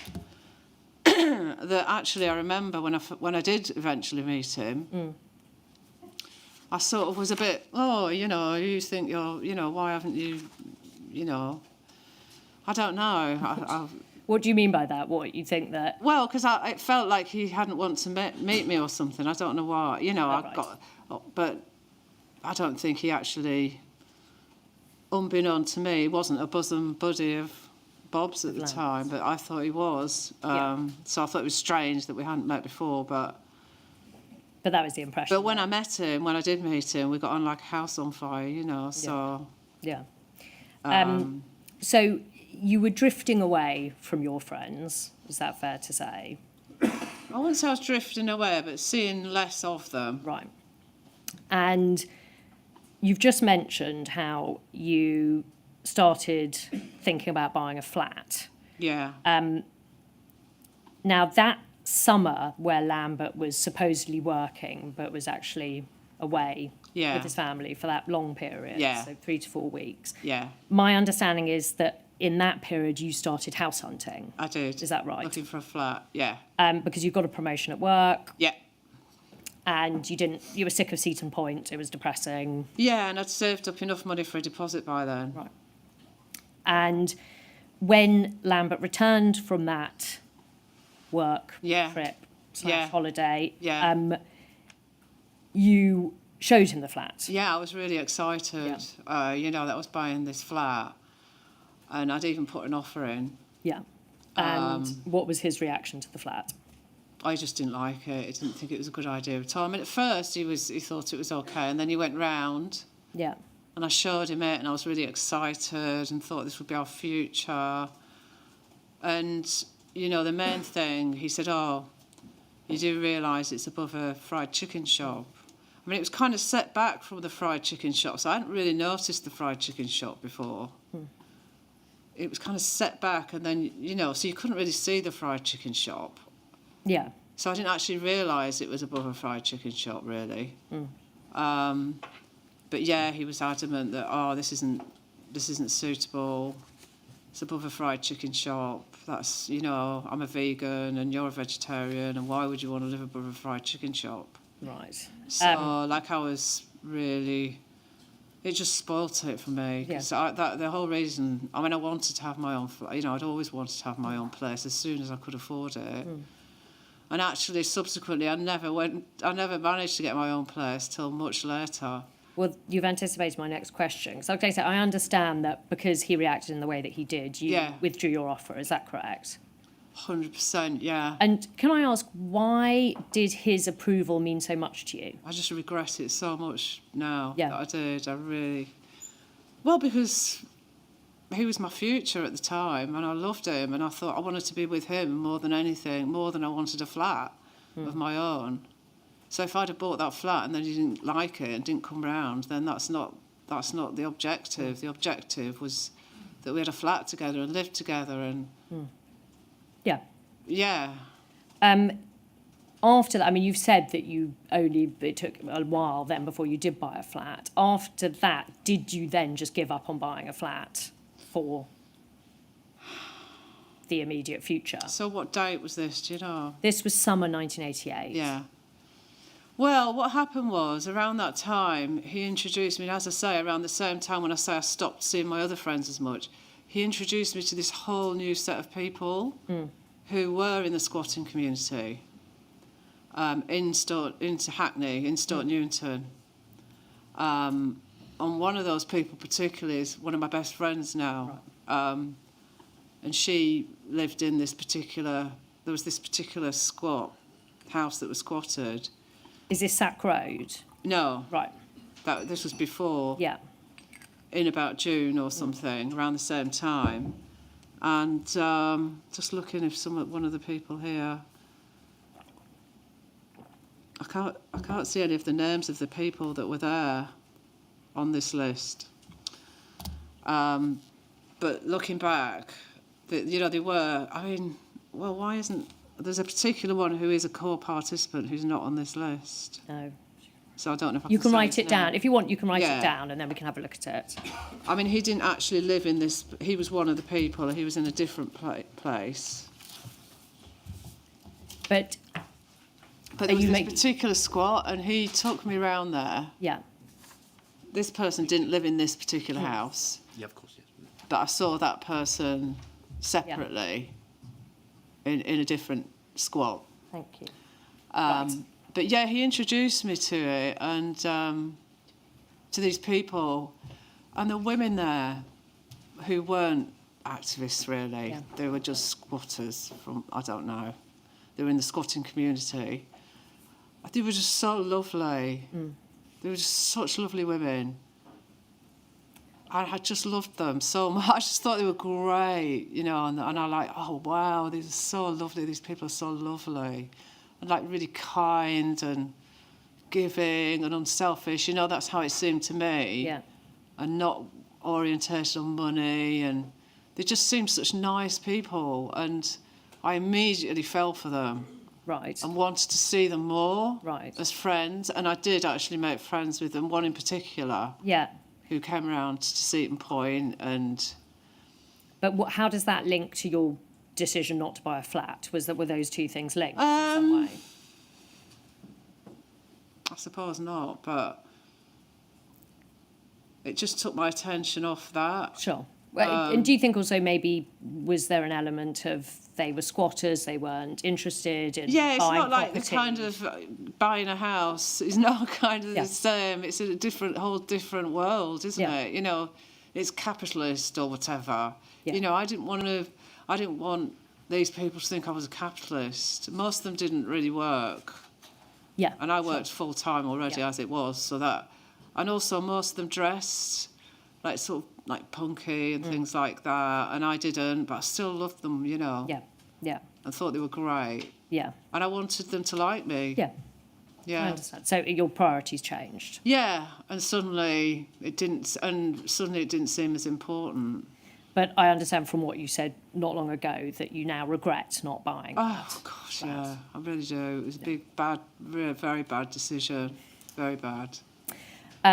Ms. Harvey, I'd like to talk now about vulnerability. You say in your witness statement that while at the time of your relationship with Lambert, you didn't consider yourself to be vulnerable, Yeah. that looking back, you now think differently. Yeah. Can you explain why you think differently now? Partly because of my parents, like their financial situation and moving house all the time, and you know the fact that when I came back from America, I just, you know, this boyfriend had dumped me and I didn't actually have anywhere to live, and I had to get a job quickly, and I was staying on a friend's couch Yeah. for a while before. This was sort of before I met Bob. Yeah. But my situation, my parents, I think my parents were living in a caravan at that time. Yeah. And my dad had lost his job again. And I don't know, I just felt a bit lost.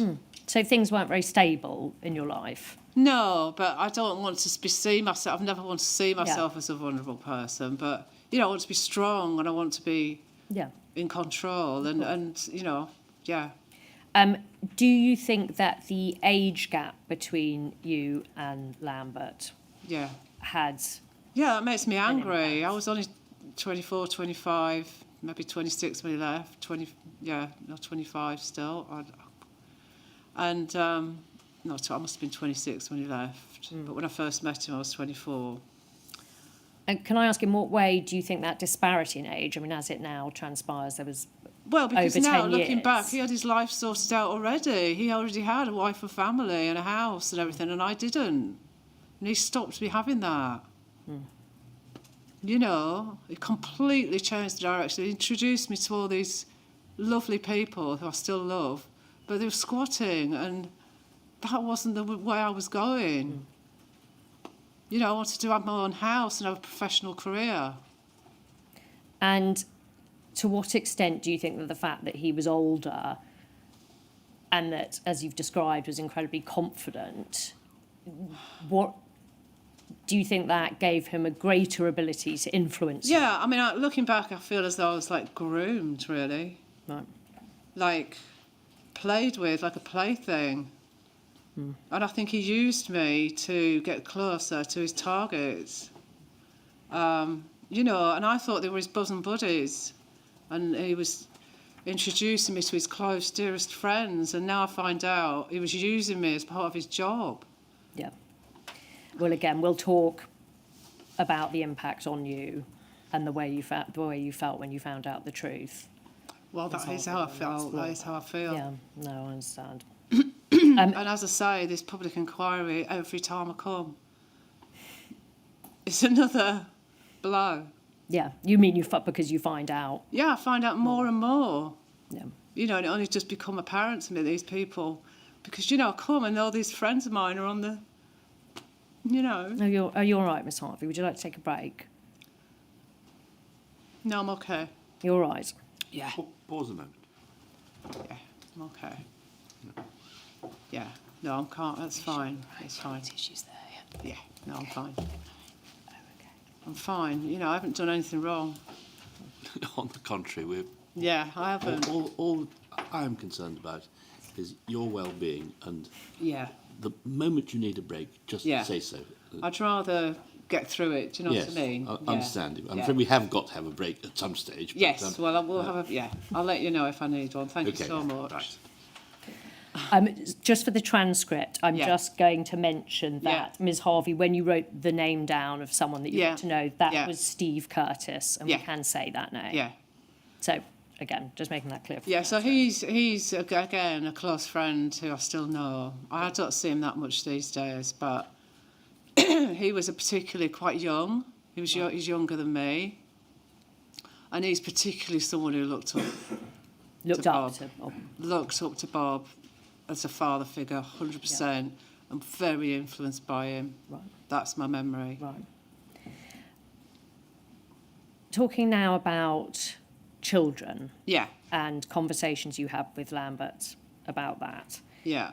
Did you and Lambert discuss having children? Yeah, we did. So I always assumed that, you know, yeah, we did. And when I told him that I wanted children, and this was really important to me, he, you know, to my shock and horror, and I think it might have been around that time when I wrote that saying, I don't think he's very good for me in the future. Yeah, so it's May 1993.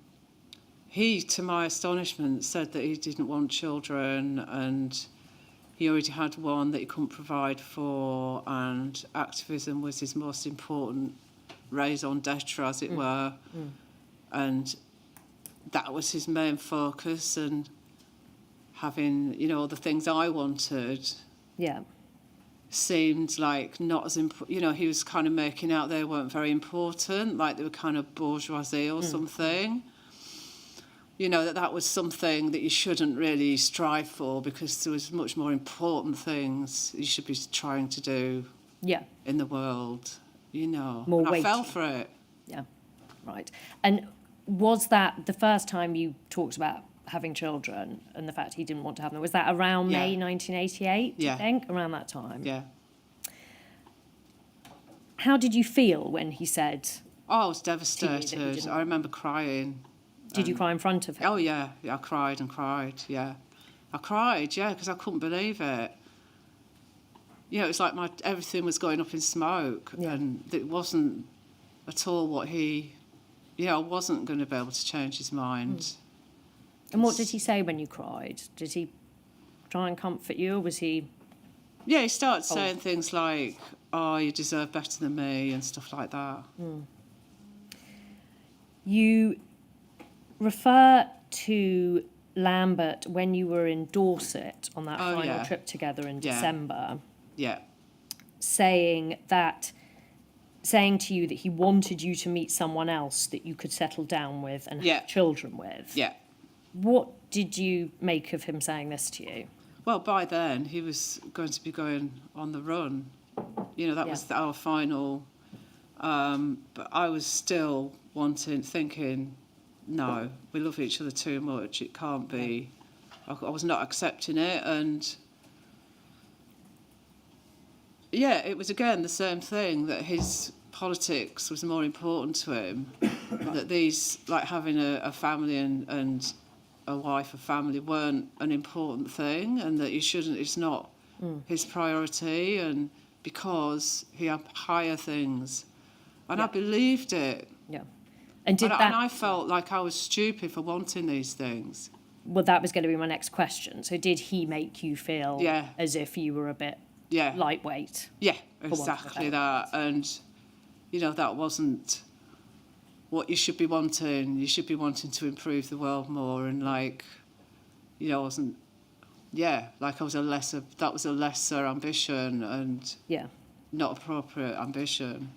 But while you were having these arguments, in the time you spent together, Yeah. aside from these arguments, did he continue to be loving and affectionate Oh, God, and yeah. kind? So would it be fair to say that you were getting incredibly confusing mixed messages? Very mixed messages, because the way he acted and the way he was, like always hugging me and looking at me and telling me how great I was, it was, you know, it was just completely different to the things he was saying, which is why I couldn't believe it. And, you know, I remember on the trip to Dorset, again, crying my eyes out, crying and crying in the car. And then he actually relented and came round and said that I could go to Spain with him. Because, like, by that point, I was so under his spell. Yeah. I was willing to give up everything. Yeah. And go on the run with him. I mean, it's ridiculous when I look back. I can't believe I was even thinking Yeah. that I would do that. But I would have done it. Yeah. And you talked about, you had these discussions about children on more than one occasion. Is that correct? Yeah. I mean, that was the main one, the original time. Can you remember how many times roughly you discussed it? Well, obviously, with him having such a big reaction again, so I didn't want to bring it up again too quickly. But it was the way he was towards me, and so loving, and as though we were going to be together. I can't exactly remember. Sure. Again, just for the avoidance of doubt, Lambert states in his witness statement that you had no discussions about having children. Well, it's not You true. refute that. I mean, why would I make it up? I mean, it's just not true. Briefly, I want to talk about Lambert's interactions with your family. Yeah. He met your parents, I Yeah. understand, on Yeah. several occasions. Yeah. You and he went to visit them Yeah. in Wales. Yeah. There are 2 photographs you exhibit. I won't bring them up because he's No. not with your parents, but they're taken in a place called Connor's Quay, Yeah. which I understand is That's where they lived. where they yeah. lived. And when he went to visit your parents, did you stay in their house? Yeah. You say that I think your dad had some concerns about his job status. Yeah. Because, you know, they were expecting me to have a professional... I've been to university. I was the first one to go to university, and they weren't expecting me to start living in a squat and hanging around with somebody who didn't have a job. So they knew that that's what you were doing? They did, But you told yeah. them that, right. But notwithstanding these concerns that your father had, were they friendly towards Lambert? Yeah, so just going back, actually, Yeah. I didn't live in the squat till later, so probably, when we went to visit them, Yeah. I was still living in Seaton Point or Right, the fine. previous house, Marjorie Park Road, so I was actually renting. Right, So as far as my parents were concerned, I was really still living with my Lancaster University friends, and I was only like 25, so, Yeah. not quite at the, it wasn't Yeah. too late for me to be settling down and having children. Sure. But they were, expecting me to go in that start. And they certainly didn't expect, and he was quite scruffy. And he didn't have a job. And he didn't have a degree, apparently. He didn't, it just wasn't the right direction. But nevertheless, they could see how much I loved him Yeah. and how much he apparently loved me. Yeah. And so, they accepted that. And I did eventually tell them that was stuff, maybe, I don't know at what point, but later on, that there was stuff he was up to that was in a higher, more important than having a professional career. I never told them what. Yeah. Yeah. But they were kind to him. They Oh, and they yeah, were they supportive welcomed- of your relationship with him. My mum went out of her way to find vegan recipes for him. Yeah. It's a joke. Moving on now to your sister, your younger sister. Yeah. I understand that you made several visits to your younger sister. Yeah, lots. Because I always, been very close to her. Right. Can I bring up, actually, 37012, tab A3. It's a photograph. Page 5, please. And it's the exhibit I. So page 5, please. And these are photographs, I understand, Miss Harvey, of Lambert with your sister. Yeah. On these visits. Yeah. And again, when you visited your sister, did you stay in her house with Yeah. Lambert? Yeah. And again, was she welcoming? Oh, She made 100%, an effort? yeah. You describe your younger sister being not quite as enamoured of Lambert as other people. Yeah. And you refer to a sort of discussion that turned into an argument Yeah. on a car journey. Can you just tell us a little bit more about that? Yeah, so that was well after this. So it was, at first she liked him and everything. But yeah, she just, I don't know, there was some like minor little argument, and she was upset. We've both had some difficulties in our lives, and she got upset, and I think we fell out a little bit as well, and then she said she didn't really like Bob. Yeah. How did you feel about when she said that? Well, she was the first person who's ever said that to me, but I should have listened. Did she say why she didn't like him? She said she thought it was a bit false, and over jolly.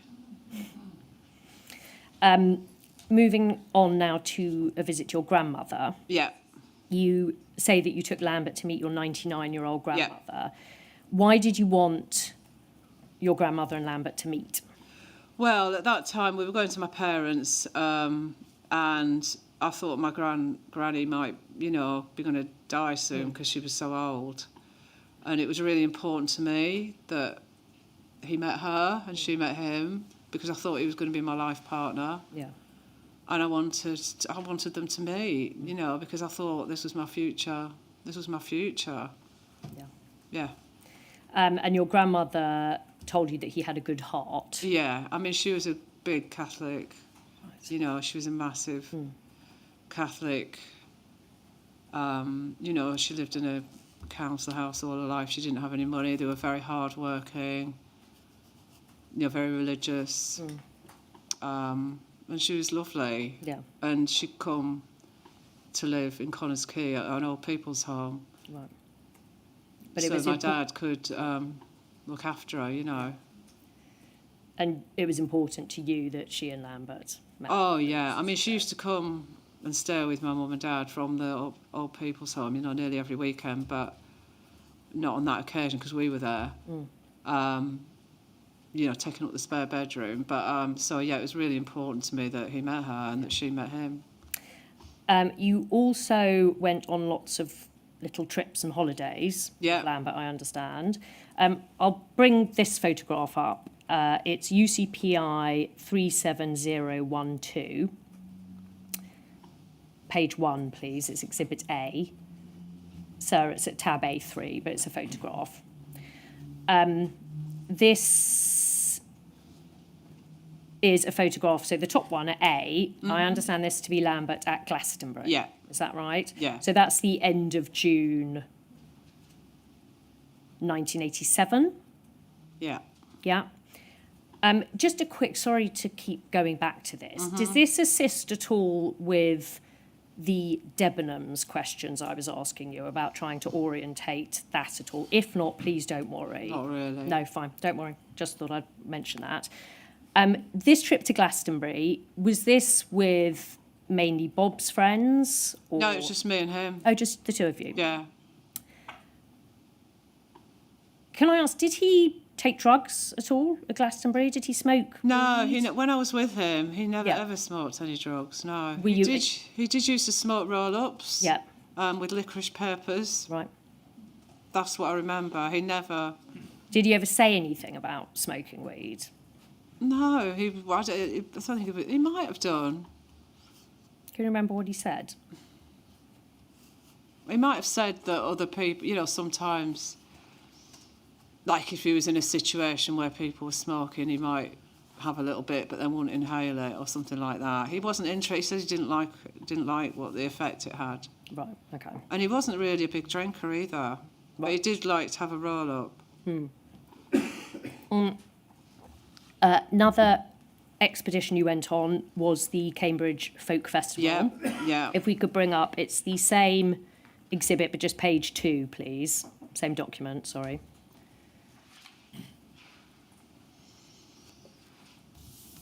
And C and D, I understand these to be photos of you at that festival, and that took place July 88. Is that correct? You say in your witness statement, Ms. Harvey, that it's very difficult for you to look at these photos now. Can I ask you why that is? Well, because it was a very, very intimate time we had. And looking back, you know, some intimacy, you know, went further than I would have had with anybody else in my past. And it was totally initiated by him. Right. So it was very passionate. I would almost say it was an assault, actually. Oh, I would put it that strongly. what, that took place this weekend? Yeah. Yeah, he did something to me that I hadn't consented to. Yeah, and so it's very difficult All right. to think back to it, because at the time it seemed so special. Right. But as I say now, it feels like an assault that was not consented to. Yeah. Yeah. Well, I'm very sorry to hear that. So one of these people is, you know, on this cipher list. Is one of the people? Yeah, just that sat there. Yeah, BLX. Okay. Is that grey T-shirt? Yeah. Wearing. Thank you very much. Are you all right to carry on? Yeah, now? I am. Yeah. Moving on briefly to what Lambert told you about past relationships. We touched upon this, but I just want to mention the person that we're calling CTS. So this is who is referred to in his witness statement as sexual relationship. Oh, yeah, I've never met this person. Never met this person. Just very quickly, did he tell you anything about this relationship? Yeah, if it was the person who he went out with before me, apart from Before Jackie. Jackie. Yeah. Yeah. Yeah. He did. He seemed to really be quite fond of her. Right. Yeah. And she'd gone off to university. So did he give you the impression that's why the relationship had ended? Yeah, totally. Right. So it was circumstance rather than Yeah. right Yeah. falling And out I think of love. she was younger as well. Yeah. And yeah, he told me that they planted a tree together to mark the end of their relationship, which I thought was a bit soppy. And he showed you a photograph of He that. did. You say in Deep Deception that you tried to press him further on this relationship, but that he was a closed book. Is that Yeah, but I mean, he fair? did tell me about it, and I think I was, you know, he only told me because I was pressing him on it. So the closed book bit, yeah, he told me it. Fine. So But that he was, was- he was yeah. quite open about it. okay? But what you've told us now, that's the extent of what he told you about it. Is that correct? Yeah, pretty much. Fine. But he did seem to be quite, you know, at the time he was sort of upset about, you know, her. Right. You know, okay. it seemed like maybe he didn't want it to finish. I don't know, but obviously I have no idea. It was all pack of lies anyway. But That was the impression. I got the impression that it was a proper, you know, he had proper feelings for her. Yeah. Yeah. All right. Now, I talked to you earlier about what Lambert told you about Jackie. Yeah. I want to explore something with you now about his contact with TBS. Yeah. You say in your witness statement that, and when you've said it in evidence today, that Yeah. you met TBS a few times during your relationship with Lambert, and you went on some days out together. Yeah. Now, we've restricted his age for privacy. Yeah. But when you went on these days out, Yeah. was he a toddler? Yeah. You describe him as a toddler, so he was walking. Yeah. It was at least 1.5. Now, can you help us, Miss Harvey, with when was the last time you saw TBS with Yeah. Lambert? I think it was maybe August or something. Is this 1987. Right. I didn't see him at all in 1988. Right. That I can remember. It Now- was all when I was living at Marjorie Park Road. Can you help us with what Bob told you about, as far as you're concerned, that was the last time you saw Bob and TBS? Yeah. But do you know, what did Bob tell you about the last time he saw TBS? Well, he gave me the impression that Jackie had met somebody else and that... When was that? Well, I had the feeling that it was around March or something, by March 88 or February 88. But I got the feeling he didn't... I don't know why I didn't. I wasn't seeing TBS beyond 1987. I can't remember exactly when. Sure. But it was mainly in the summer of 87 that I saw him. Right. Potentially later in 87, but certainly not in 88, Right. and quite early on when I moved to Seaton Point. Now, Lambert and Jackie both agree Yeah. that contact between Lambert and Jackie and TBS stopped in October 87. Yeah, that sounds about So right. does that sound right? Yeah, it does, because that's what I just said. It was about Yeah, September, you did. yeah. And again, sorry, I haven't structured the questions very well, but when contact stopped in October 87, Yeah. what did Lambert say then about the reason contact had stopped? Yeah, because she'd met somebody else. He said that in October 87. Well, I can't remember when he said it, but I mean, I would want to know, wouldn't I? It wouldn't make Yeah. sense for me not to ask or to say anything. Yeah. Or potentially, it's potentially, I do remember around February, March time him saying about that Jackie had met this other guy and that, you know, they were sort of trying to be a family, Yeah. and that Bob was concerned for he wanted the best for TBS, and he felt that he himself as a father wasn't a very good father because his activism was his most important thing. So he was sort of quite pleased that Jackie had met this guy that could potentially be a father. So that means that between October 87 Yeah. and February, March 88, Yeah. when Lambert told you that Jackie had met someone else, he wasn't seeing TBS, Yeah, but he I get the also feel- hadn't told you why No, he I mean, I wasn't seeing can't really TBS? remember now, but I think it's possible that Jackie had decided that she didn't want Bob to see him anymore because of his animal rights, his activism. And Right. maybe she was thinking he wasn't a good influence on her son. You But think that's... that might be wrong. I can't remember specifically. Okay, I'm but you sort of have a guessing vague... because Oh, the partner thing I only know for sure from 1988, early 1988. yeah, But I do feel as though I stopped seeing TBS yeah. about September. But what you just said about Jackie not wanting him to see TBS anymore because of his activism, is that speculation on your part or is that a vague recollection? It's a very vague recollection, but it might be wrong. So obviously I'm talking about other people's lives that are not mine. Yeah, of course. So I wouldn't want to, you know, even speculate really. I just know that I wasn't seeing him. And you've mentioned Bob saying that he wanted TBS to have the best life he could possibly Yeah, have. he did. He really seemed to care, you know, obviously care a lot about him. To the best of your recollection, in that period before February, March, when he said that Yeah. Jackie had met someone, Yeah. did he express any emotion, any thoughts about the fact he wasn't seeing TBS then? I think he just, from what I can remember, he just thought it was probably better for TBS not to see him. You know, that was the best thing for TBS. Right, because he was a wrong un. Yeah. Right. Yeah.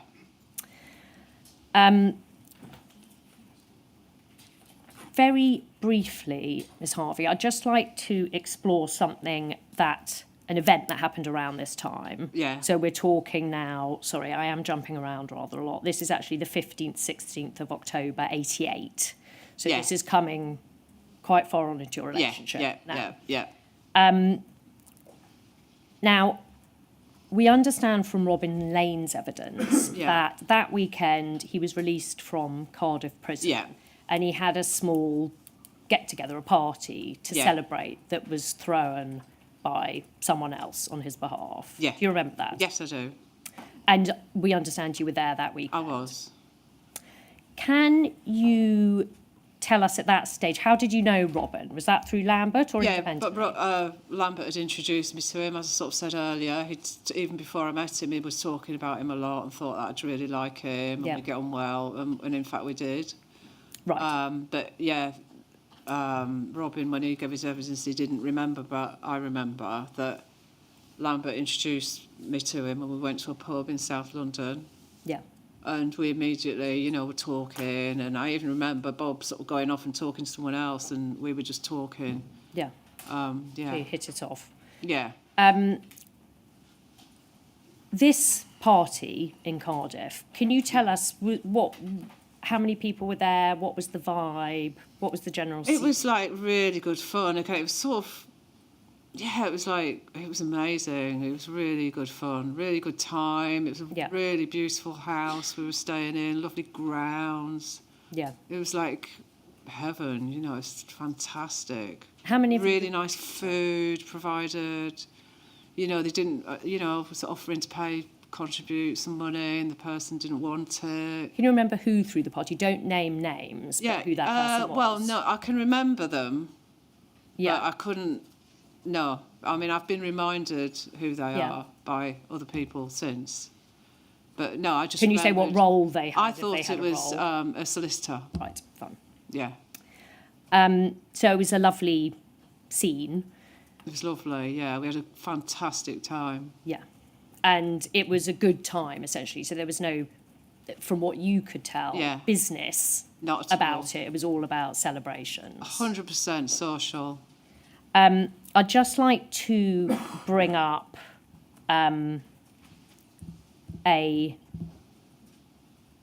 No, I'm not going to bring that up. Sorry, I'm going to read a section of a Lambert report on that gathering from that weekend. Yeah. And this is what he wrote. During the weekend, the 15th, 16th of October 1988, leading ALF activists met in Cardiff and Pontypool, South Wales.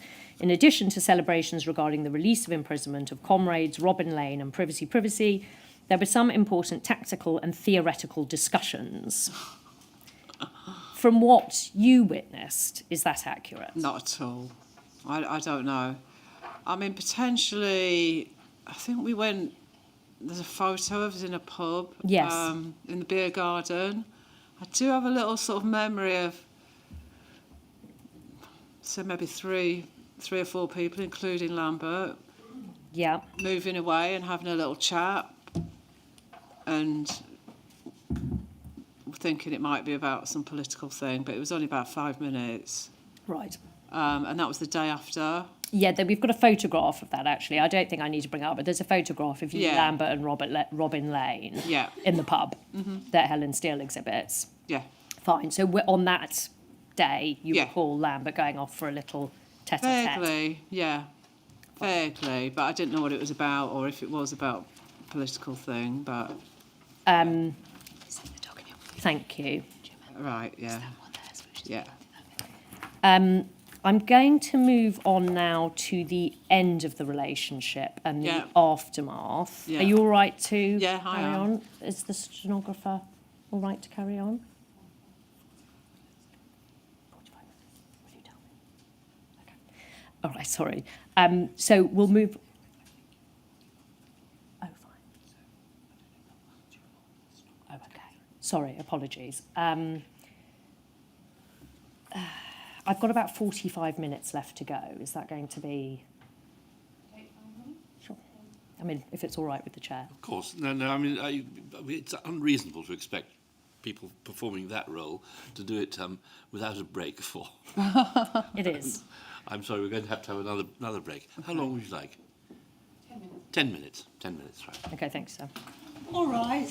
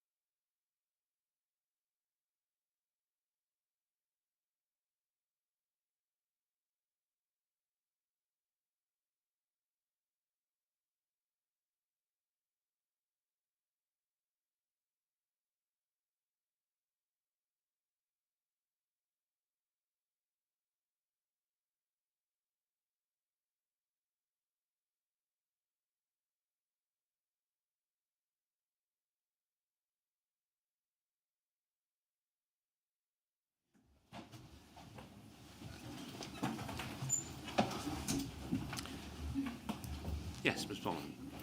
Ms Harvey, sorry, one thing I forgot to ask you about the party of the 15th, on the weekend of the 15th, 16th of October, Yeah. to celebrate Robin Lane's release. Yeah. Just one quick question. Was it your impression that Lambert was drunk and or stoned at that party? No. I'd like to move on now to the end of the relationship and how it Right. ended. I understand from your witness statement that it ended in January 1989. Yeah. You describe it as following both prolonged and distressing circumstances. I referred to this earlier. On one occasion, Lambert went to visit Jeff Shepherd in prison, and you say on his return he was very sullen. And you say that although he refused to say anything about it, it was clear that the visit had left him feeling really down. Do you remember this? Mm-hmm.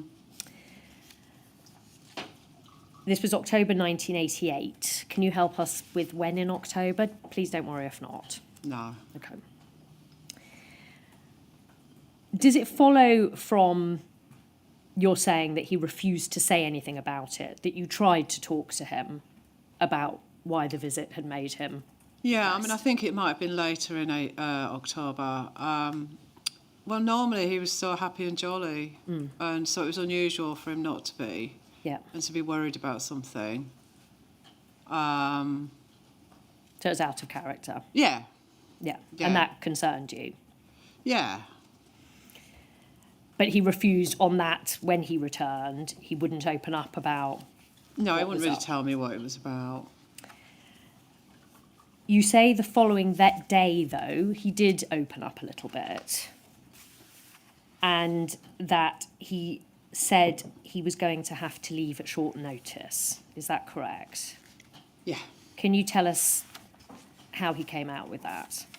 Well, that's when he started saying, yeah, for the first time, that we were going to not be able to be together going forward, and he was going to have to go because he said he was in trouble with the police. Did he say why he was in trouble with the I police? can't specifically remember. I mean, I can't really, but I mean, it would make sense that it was related to Debenhams, but I don't think it was. But Did he say anything about parking tickets at this stage? well, he did. I mean, that was sort of my first impression, that it was like all these, said he had hundreds of parking tickets, but then you wouldn't move abroad because of hundreds of parking tickets. But I think it was a cumulative thing, like of all different things. That could have been speculation on my part. Sure. I mean, he certainly told me I had hundreds of parking tickets. Just as a small digression, Yeah. did he get lots of parking tickets when you were with him? No, he didn't get any, but Right. No. These were historic parking tickets, apparently. yeah. Your 2018 statement, actually, you pinpoint this discussion, so the one where he Yeah. said he was going to have to go on the run, to the 31st of October, 1988. Does that ring a bell? Yeah, it was kind of an estimation. I think there was something written in my diary. Yes. Yeah. When he told you that he was going to have to go on the run, what was his demeanour? I was regretful. Like, he said he couldn't imagine us not being together either. And how did you react to him telling you that he had to do this? Obviously, I was extremely distraught and upset. Well, I tried to persuade him to let me go with him. Right. Now, I understand, Miss Harvey, that at this stage, he suggested that you move house. Is that correct? Yeah.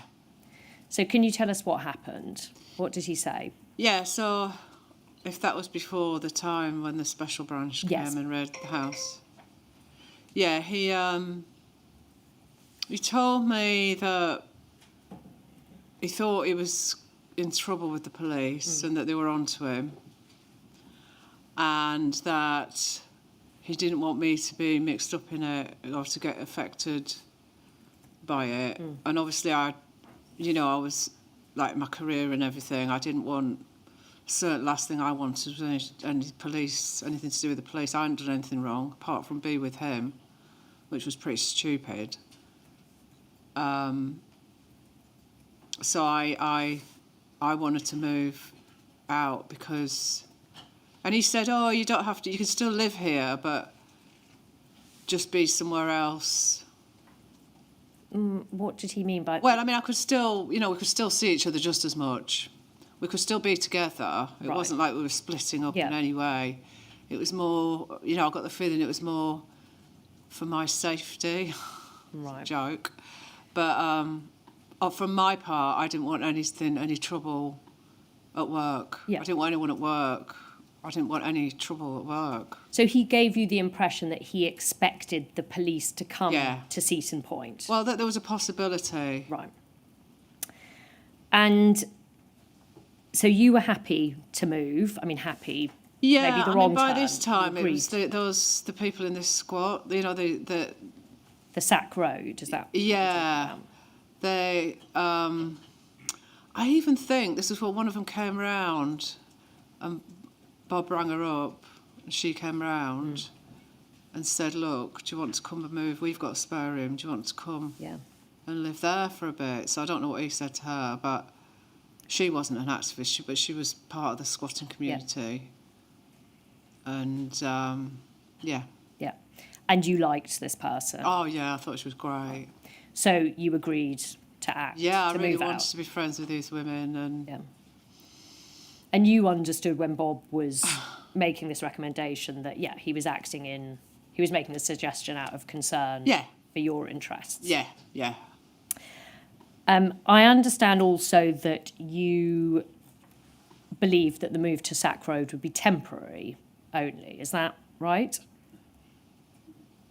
Well, I think by then he started talking about leave. Well, yeah, I thought I was going to go off to Spain with him. Well, we'll come to when he told you that. Yeah. But at this stage, or we'll establish when he told you that. Yeah. But at this stage, in your witness statement, it suggests that he hadn't yet mentioned Spain. He'd just said No, he hadn't mentioned Spain. he had specifically. to keep a low profile because the police were after him. Is Yeah, that correct? yeah, it was temporary, that's right. So it was really until he felt he was off the police radar, as it were, and it was safe for me to move back. So I left most of my stuff there. Right. Fine. But you did move. Well, I did, Sack Road. and like I really wanted to see these women, be with these women, and they were so lovely and so nice, and yeah, and I didn't really like Seaton Point that much, but that's not why I moved. Sure. It was because he told me to, and Yeah. he suggested it, and he got this woman to come round who Yeah. was really friendly and say, we've got a spare room, come and live with us. And you trusted him. Yeah. Do you know whether Natalie North and Howard were told that the police might be looking for I don't know Lambert? that at all. I don't think they were. Right. I think it was just sort of privately to me Fine. because of my work. Right. And the people in Sack Road, you say they weren't activists. Were they friends of Lambert's?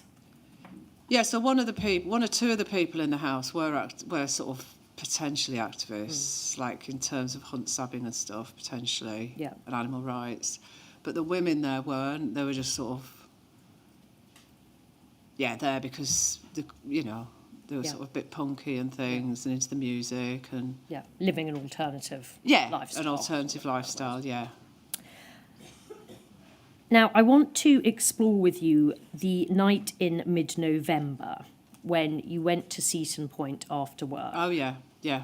Can you recall, this is the Yeah. raid, Yeah. can you recall when in November, Miss Harvey? Again, don't worry if No. not. No. When you went to Seaton Point on this date, what did you find there? Well, Yeah. first, what state was Natalie North in? She was upset, but not that upset. Was she there alone, or was Howard Yeah, there she too? was there alone. And what did she tell you had happened? She said the police had been round and raided the flat and it was special branch and that they had looked in Bob's room and, obviously I was previously living in that room Yeah. as well and all my stuff was in there And particularly, apparently, she said that they picked up my shoes and said, "Whose are these shoes?" And that she said, "Oh, they're Belinda's." And I was like really shocked and horrified because I thought they had my name, my first name. Yeah. And I said, did you say my surname? You know, and she said no. And I just couldn't, it's Special Branch, you know, I mean, I'd only heard about them on TV programmes. So it was your understanding that they'd told Natalie North that they were officers from Special Branch? Yeah, absolutely. She said it was Special Branch, you know, what was... You know, to me, that's the top police. And what on earth would they be interested in me for? My shoes? Do you know whether or not how they gained entry to the flat? Did they kick the door down or did Natalie North let them in? I think potentially she let them in because I don't remember the door being knocked out. It was quite sturdy, the doors in those flats. Did she tell you how many officers came in? I got the impression it was like 3 or 4. And was the flat in a state of disarray? Not too bad. It wasn't like they'd ripped the place apart, but like you know, the things were off the bed. The bed had been stripped and... Did she say how long they'd been there for? No, I got the impression it wasn't a long time, though. Because I think they were looking for him. Yeah, that was going to be my next question. Did she tell you that that's what they told her? Yeah. They were looking for him. And what did she say in response to... He's not here. Right. Did they ask her where he was? Do you know? Well, if they did, she said she didn't know. We know that she told you that they looked at your shoes. Yeah. Did you get the impression they gone through your other possessions of yours? I just remember her saying they picked up my shoes and said, who do those shoes belong to? Did you have photographs there at Seaton Point at that time of you and Bob looking like a couple? I can't actually remember, but potentially, yeah. Right. Because I know I still had quite a bit of stuff there. So it's possible that they could have, in the course of this raid, Definitely. found such photos. Yeah, yeah. Now, after this, when you found out this had happened, what did you do? Did you stay at Seaton Point? Did you go back to Sack Road? Yeah, I went to Satch Road. Did you have any way of contacting Lambert? Well, no, we didn't have mobile phones, so no. Did you know where he might be? No. It could have been at work or I don't know. Right, but you didn't know, essentially. I mean, how I to get in think I touch. was probably intending to meet him because otherwise that's why I went round there. Because I'd moved out, hadn't I, by then? Yes, you've gone to Sack Road. Half moved out, though my stuff was still there, including my shoes. So I was obviously expecting him to come, but obviously he wasn't going to now. Yeah. I think she might have said she'd got a message to him to tell him that the house had been raided. Right. So I don't know how she did that, but... But that's what she told you should Yeah. have. And roughly how long after you'd moved out, albeit you'd left a lot of your stuff there, of Seaton Point, did this raid take place? Oh, literally, I think it was no more than 2 weeks, if not less than a week. Right. What was your emotional state when you found out that there'd been a raid and that Special Branch I was were looking for scared. Lambert? I was really scared. I was scared for myself and scared for him. What were you scared of, if that doesn't seem like a... Well, I was scared of the police, of it being in trouble with the police. My dad had got ballistic. And I didn't want that. I want my career. You know, I want my to get a reference, and I don't know, it's just like... And also, you have these secret files, don't they, of your people? I'd heard about that. And I thought I was going to have my name in a secret file. Yeah. Like that would blacklist me for something. Yeah. And even later, when I went to be a midwife, I was worried about it. That there might be something, like when I got you know, CRB check and stuff. Oh my God, you know, but then, you know, I've Yeah. never done anything. So, but because of that, I thought they might know who I was, you know, Yeah. not who I was. That you were but I was his tainted by your boyfriend. association. Yeah, exactly. Essentially. Looking back now, and given Yeah. what you know now, why do you think that raid took place? Well, I think it was probably something to do with the Debenhams thing. Or he'd been in trouble doing something else. I seem to remember, like he told me he wasn't doing any activism all through 88, and then at some point he told me, admitted that he had done something, but I can't remember what. Right. And that was what he was in trouble about. If not the parking tickets, you know, in a combination. He didn't specifically tell me. Right. But I didn't want to know anyway. Yeah. I already was in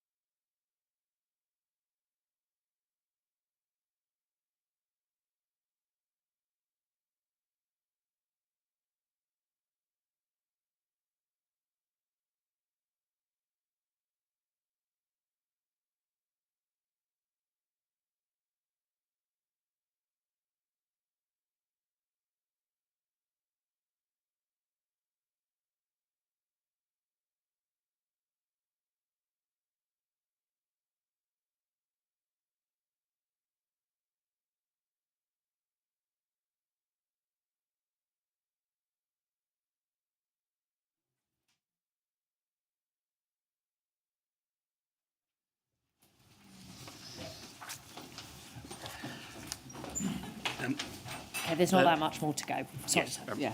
There must be no disclosure or publication made of the information stated during the hearing today between 5:05 and 5:07. Those in the back row will know the ropes. I see thumbs up. Miss Harvey, briefly, I understand from your witness statement that it was your understanding that Lambert parted company with his activist colleagues Yeah. around November 1988. Yeah. And that's when he told them he was going on the run. Yeah. Did he, from what you were told by them, did they know then, did he tell them he was going to Spain? Or did he just say he was going I on the don't run? really know. Fine. I didn't really see. Don't worry. If I you mean, I can't did remember. see Robin and Paul. When did you see But I them? continued to see them after Yeah. he'd gone. And they told you? I just can't remember. I mean, I don't think I would have told them. I don't know when he exactly mentioned Spain, to be honest. That's fine. But It as was far, just on the run, you know. yeah. But I suppose my point is that he told them he was going on the run and parted company with them before he parted company with you. Oh, yeah, definitively. definitely. Yeah. Definitely. Because, yeah, I didn't talk about it, but subsequently, yeah, I had some sort of minor trouble convincing them that I did see him in January. Because they thought that, he went, you know. No. I said, no, actually, he didn't. I still did see him in December and January. Okay, understood. And we went on that holiday. Yeah. Yeah. Yeah. I'd like to bring up MPS 0737136. So this is tab A3. Pages 3 to 4, please.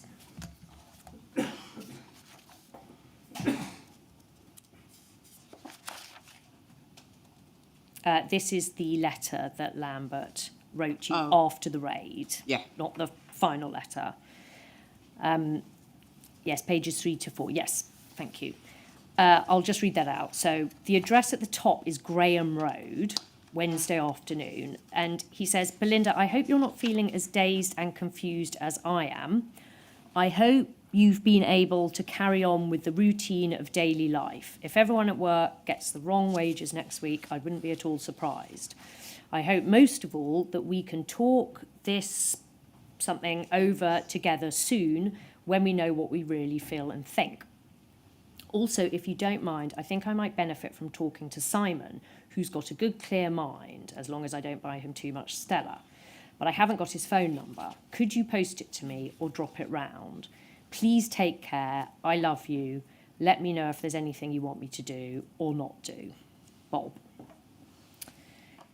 It's not dated, but can you help us with when you received this letter? So it would have been, say, a week after the raid. And is it right that you hadn't seen him? Yeah.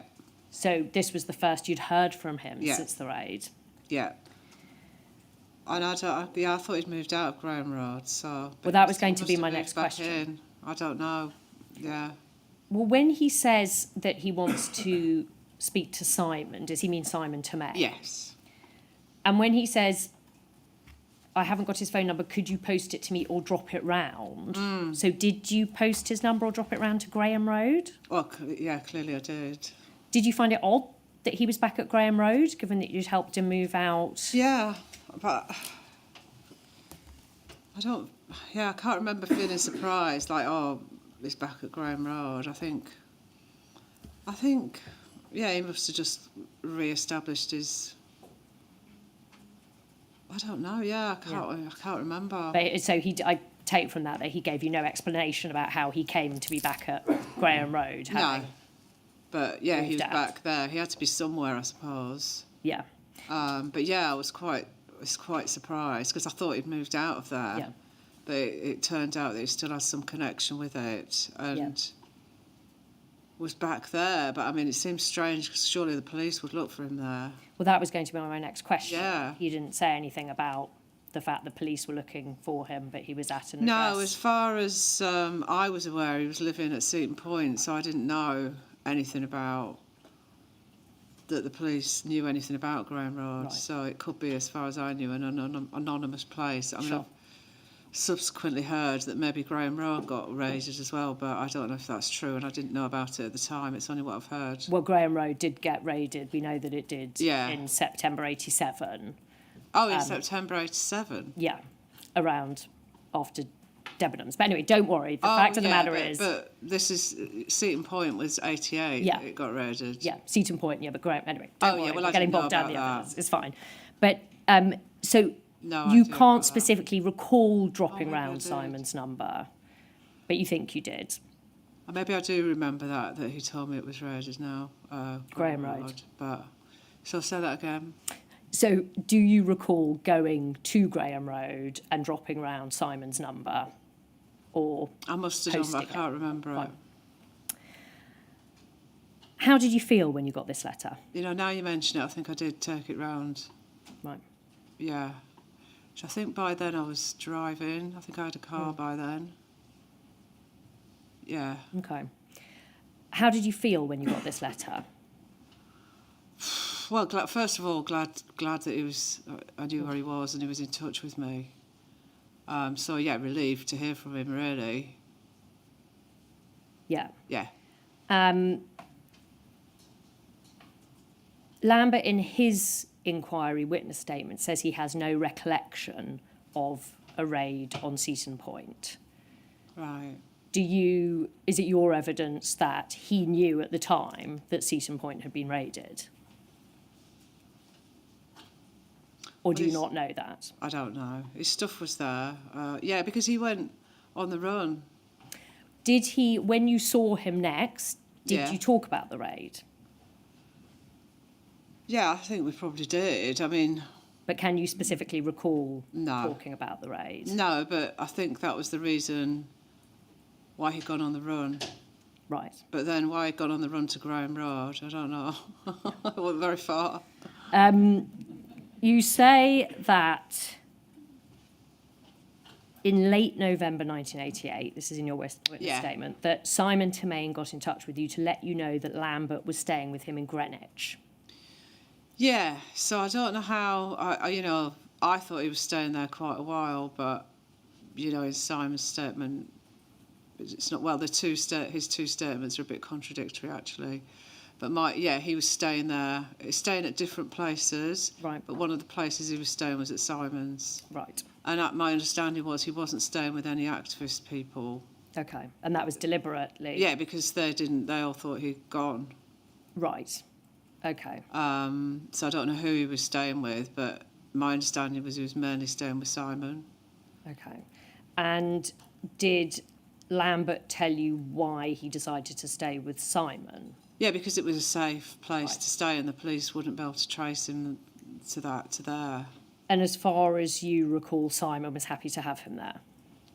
I think he wasn't delighted because equally he was just like law-abiding like me and he had his career as well. He didn't, we didn't want to be all this trouble. But I think it was out of loyalty to me and also friendship to Bob because by then, he was friends with him independently as well. So it was, again, he was under his spell as well. Yeah. When you next saw Lambert after the raid, what sort of a state was Lambert in? It just seemed completely normal. I mean, I was completely angst-ridden. And he was just like his usual jolly self. I thought, wow, he's really taking it well. Did you say that to him? Yeah. And what was his response to that? Basically, he just wanted to be intimate with me. Right. He wanted, he was just so glad to see me and wanted to be intimate. Right.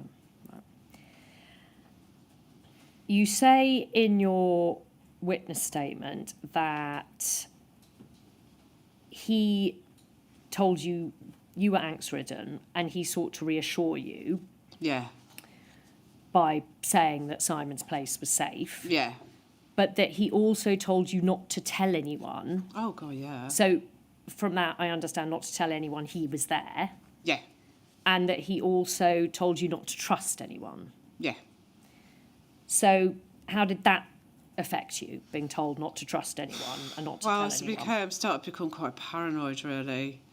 I mean, I remember going round there one day on the tube and, like, feeling I was being followed and, like, waiting for the tube doors. Like, I waited on one platform and then waited, like, till the tube doors were nearly shut and then ran across the platform and jumped on the tube just to make sure I wasn't, you know, Right, because yeah. I had a feeling I was being followed. Yeah.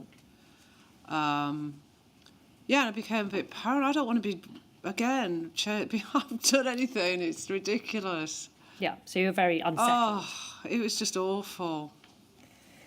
You say that over the course of December 88, you visited Lambert regularly. Is that at Simon's Place in Greenwich? Yeah.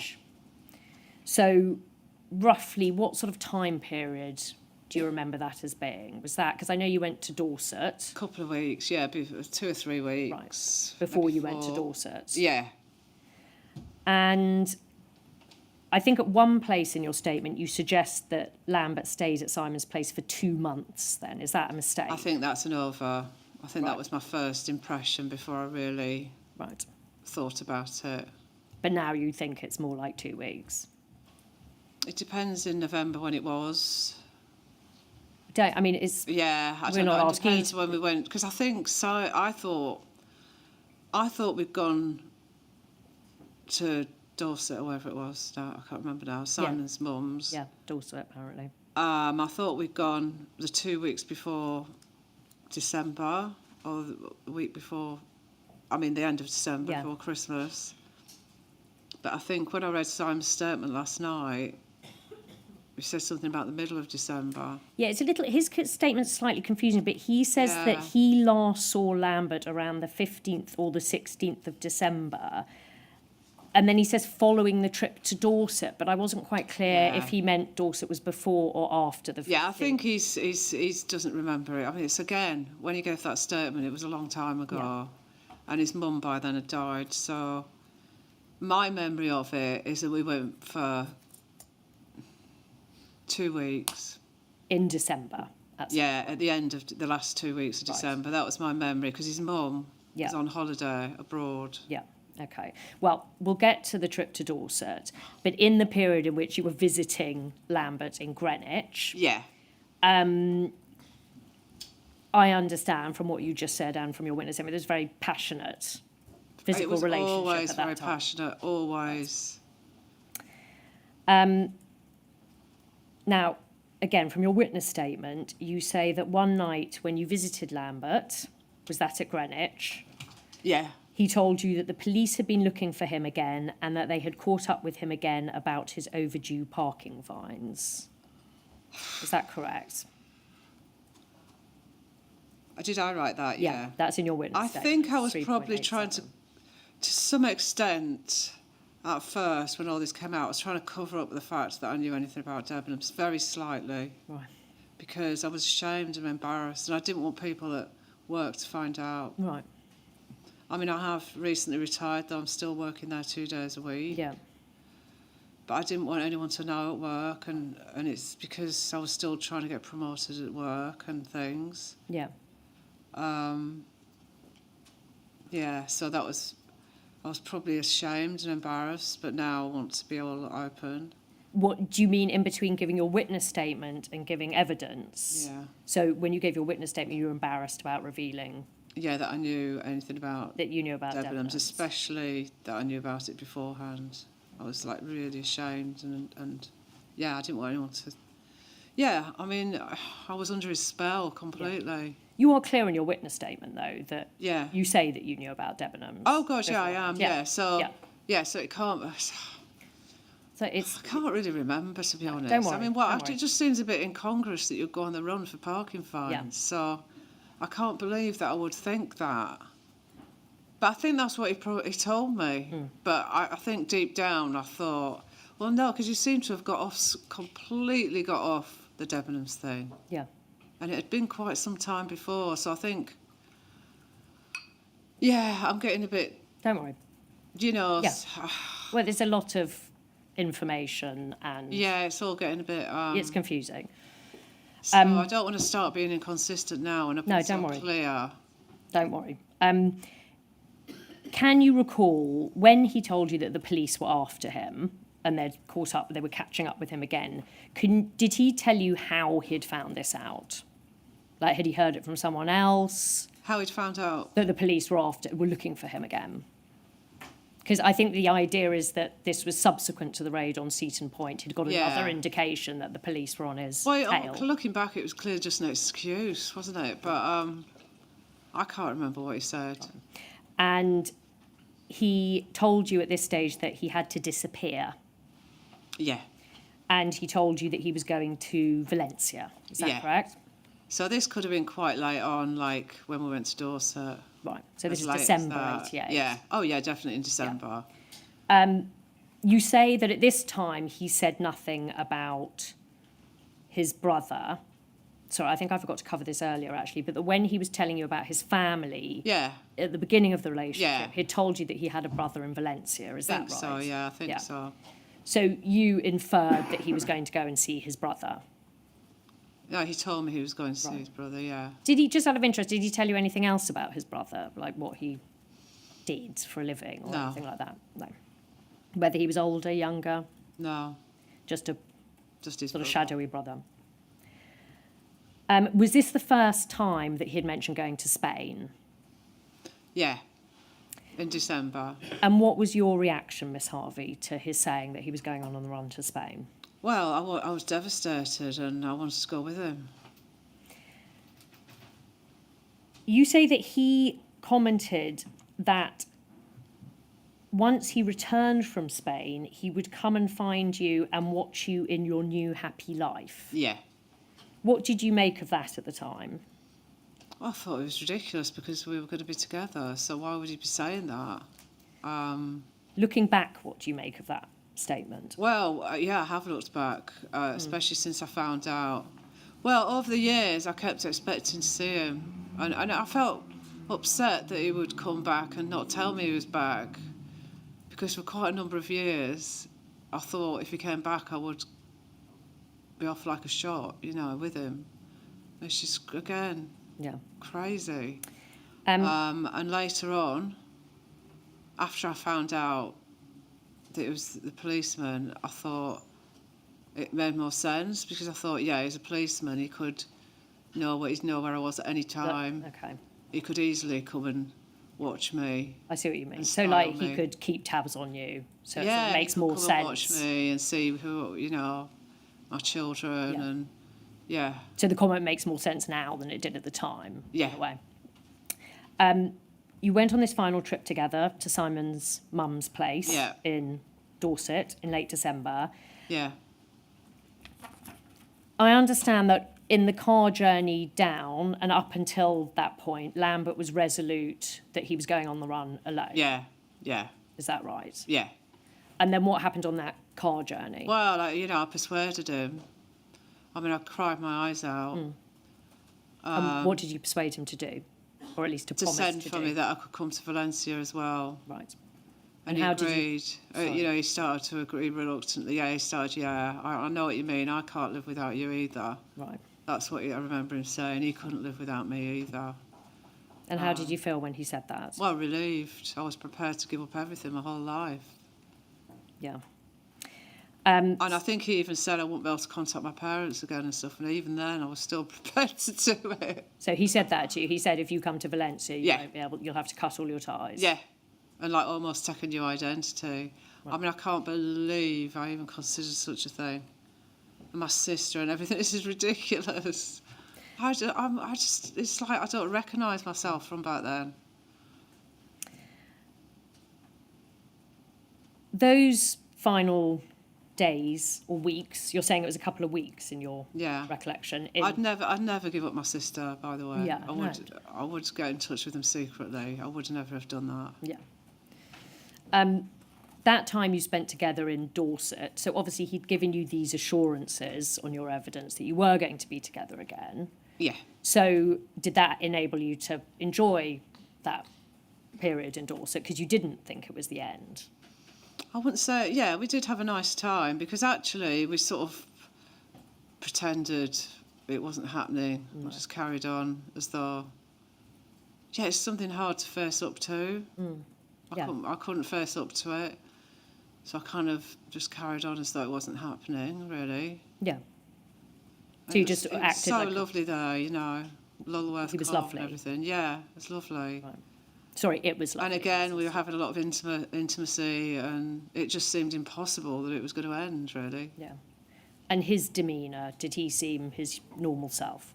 Yeah. So when you got back from Dorset, when was that roughly? So you think, was that after Christmas? No, before Christmas. Before Christmas.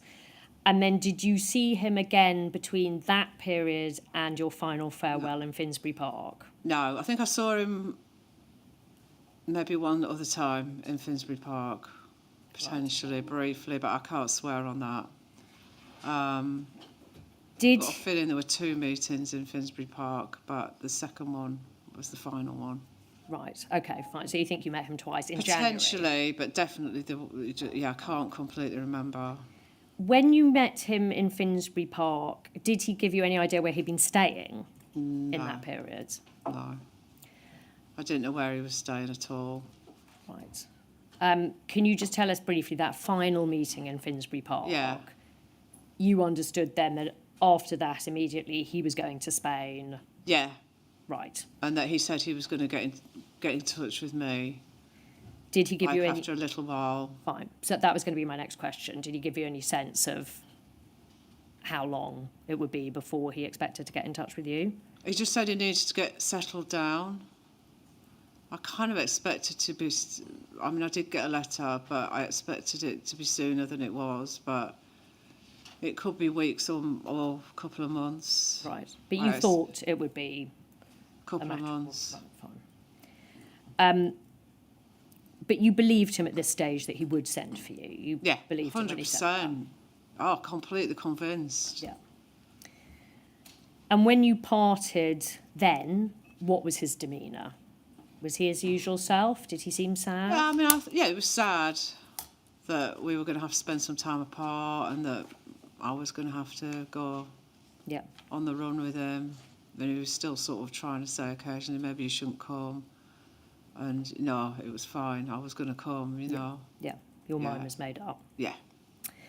Now, I understand that you had such faith in his promise to you Yeah. that you made some changes in your life. Yeah. So is it correct that you gave up your job at the Central Electricity Yeah. Generating Board? Wasn't actually told. I think I gave him my notice at the end of April.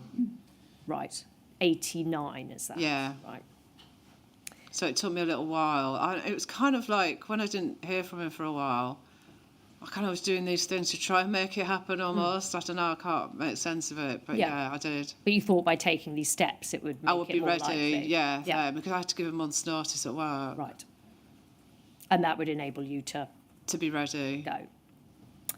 And you say that you also decided not to pursue your career in accountancy around this time. Is that right? Yeah, I mean, I'd kind of been delaying it and putting my boss off because, again, I didn't think being an accountancy was like a suitable profession for the partner of an activist, you know. It seemed a bit kind of capitalist. Yeah. Yeah, and money orientated, Yeah. And you felt which that was at just odds. probably odds with my friends who I was living with now and the whole sort of all these people, you know, my new friends and Yeah. and Bob's values, Sure. and I wanted to be the person he wanted me to be. Yeah. And you thought that person was not an Yeah. accountant. Yeah, wouldn't be an accountant. Yeah. But I wish I'd done it. I wish I had. I really always regret that. But then I did have a good career as a midwife, so Yeah. yeah. You say that a month after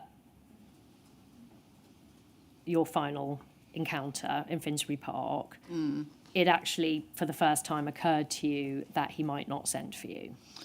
Just glimmers, you know, I didn't want to accept it, Yeah. but I started glimmering, oh, maybe, Yeah. maybe. And then, no, he will. No, there's no way. Yeah. And then you received the letter from Yeah. Lambert, so the final letter. Yeah. I don't think I need to bring it up, No. Okay. but we're familiar with its contents. Yeah. But he essentially says that he doesn't feel right Yeah. about you coming to Valencia. Yeah. But you say that nonetheless you were confused when you read that letter. Well, I was, because it didn't actually say for definite, Yeah. this is it, you're not coming. It just said, sort of skirted around it a bit, and I remember asking Paul Gravitt to read it for me and to see what he thought, and he said, oh, I'm sorry, Belinda, it really sounds to me like he's not coming back. And even then I couldn't fully accept it, but Yeah. yeah, I don't know why. It's Yeah. so, again, just stupid, you know, really, I was just I just couldn't believe it. Yeah. Didn't want to believe it. And if it's not a stupid question, Yeah. you say you didn't want to believe it. Did Yeah. you have any other emotional reaction to that letter? I was devastated and distraught. I lost a lot of confidence. Yeah. I was distraught, my mental health, everything. So was there a period in which initially you didn't want to believe it, but when it sunk in? Yeah. And when it had sunk in, then what happened to you? What was your state? Oh, terrible. I had to go and stay with my friend who looked after me. How long did you stay with your friend for? About a month, I think. I don't know. I must have just been living on money that I had saved up. Right, so you weren't working at that time No. because you didn't feel able to work. Yeah, and I've never really signed on, so yeah. No, and I was not in London. I was in Bristol, Right. where my friend lived. This friend of mine who I hadn't seen from Lancaster University, and she was very kind. Yeah. And she put up with me crying all the time, and just carried on, normally, and it didn't seem to impact her. And she was. Yeah, I'll never forget what she did. She gave you sanctuary. Yeah, that's for it. that period. The ripple effects of Lambert having done this, again, I won't bring it up, but it's in your evidence, which is the letter from your mother to you, dated the 14th of March, 1990. Yeah. Unless you want me to bring it up, but I just No, at this she died stage- in 1992. Right. Yeah.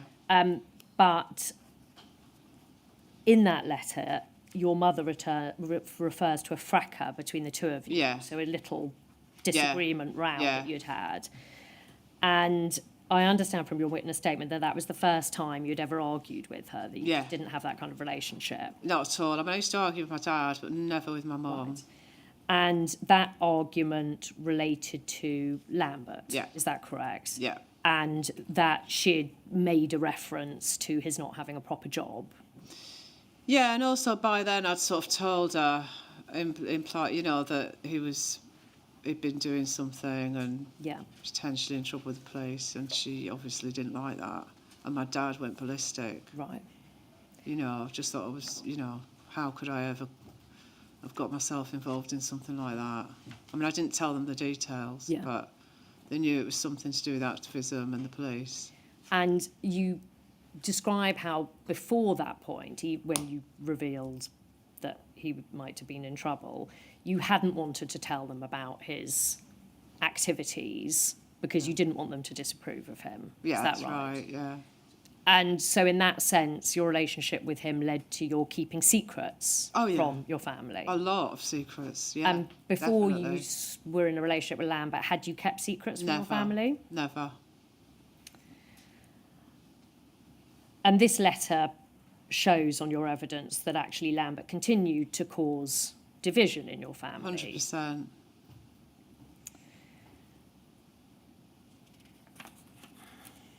And, you know, I regret that she died not knowing about it, Yeah. the truth. I understand that you met someone else in 1990 Yeah, and you had your first son in 1992. yeah, And after that, you decided to train to be a midwife. yeah. Now, you found out that Lambert was a police officer through Helen Steele in 2011. Yeah. Can you help us, Miss Harvey, with what was your immediate reaction on finding out? Well, I was just again devastated. Felt used. You know, but for quite a long time I thought he still must have loved, you know, it was still a genuine relationship for quite a long time, and it only gradually fell away. Yeah. And as part of this, you know, coming to these, that's why I've been coming so much, just finding out new things all the time, and finding out more and more how used I was, and how it just gets worse. Even now, it just gets worse all the time. Yeah. And is that because also... The extent I was used. And also, you know, for his targets and things, you know, used. It's just beyond comprehension. He says in some of his evidence that he felt there was genuine chemistry and that his having a relationship with you was not about gathering information. How do you Yeah. feel about him saying that?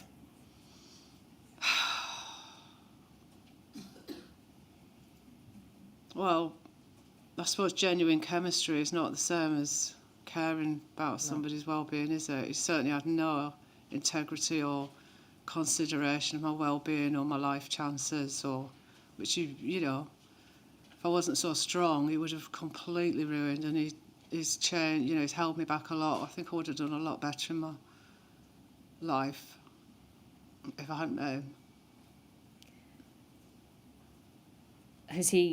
Has finding out the truth about him, has that affected your self-esteem? Oh, yes. As soon as I found out, I didn't get promoted again after that at work. Right. I mean, I reached quite a, you know, good level at work. I was like a matron, and I couldn't go any further because of this. No. Because I had to tell them. You told them? I had to. Yeah. Because they could have found out. Yeah. And, sorry. No, Be sorry. okay. Yeah, because being a midwife, you have to be honest. And it's in the midwife's rules. Yeah.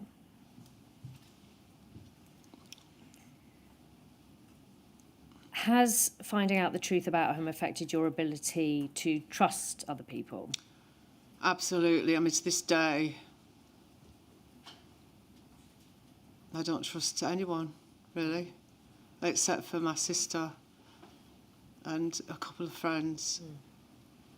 A few, you know, I sort of, it's like my close you know, people that are friends, I trust them. It's like I trust them most of the time, and then suddenly I don't for a minute.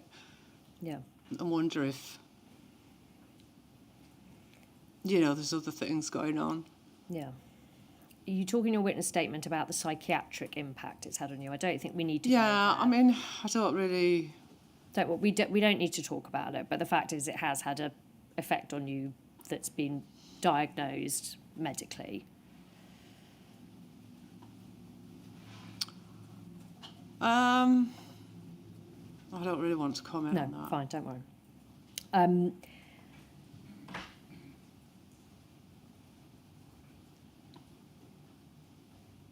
You comment in your witness statement on the apologies that Yeah. Lambert has given.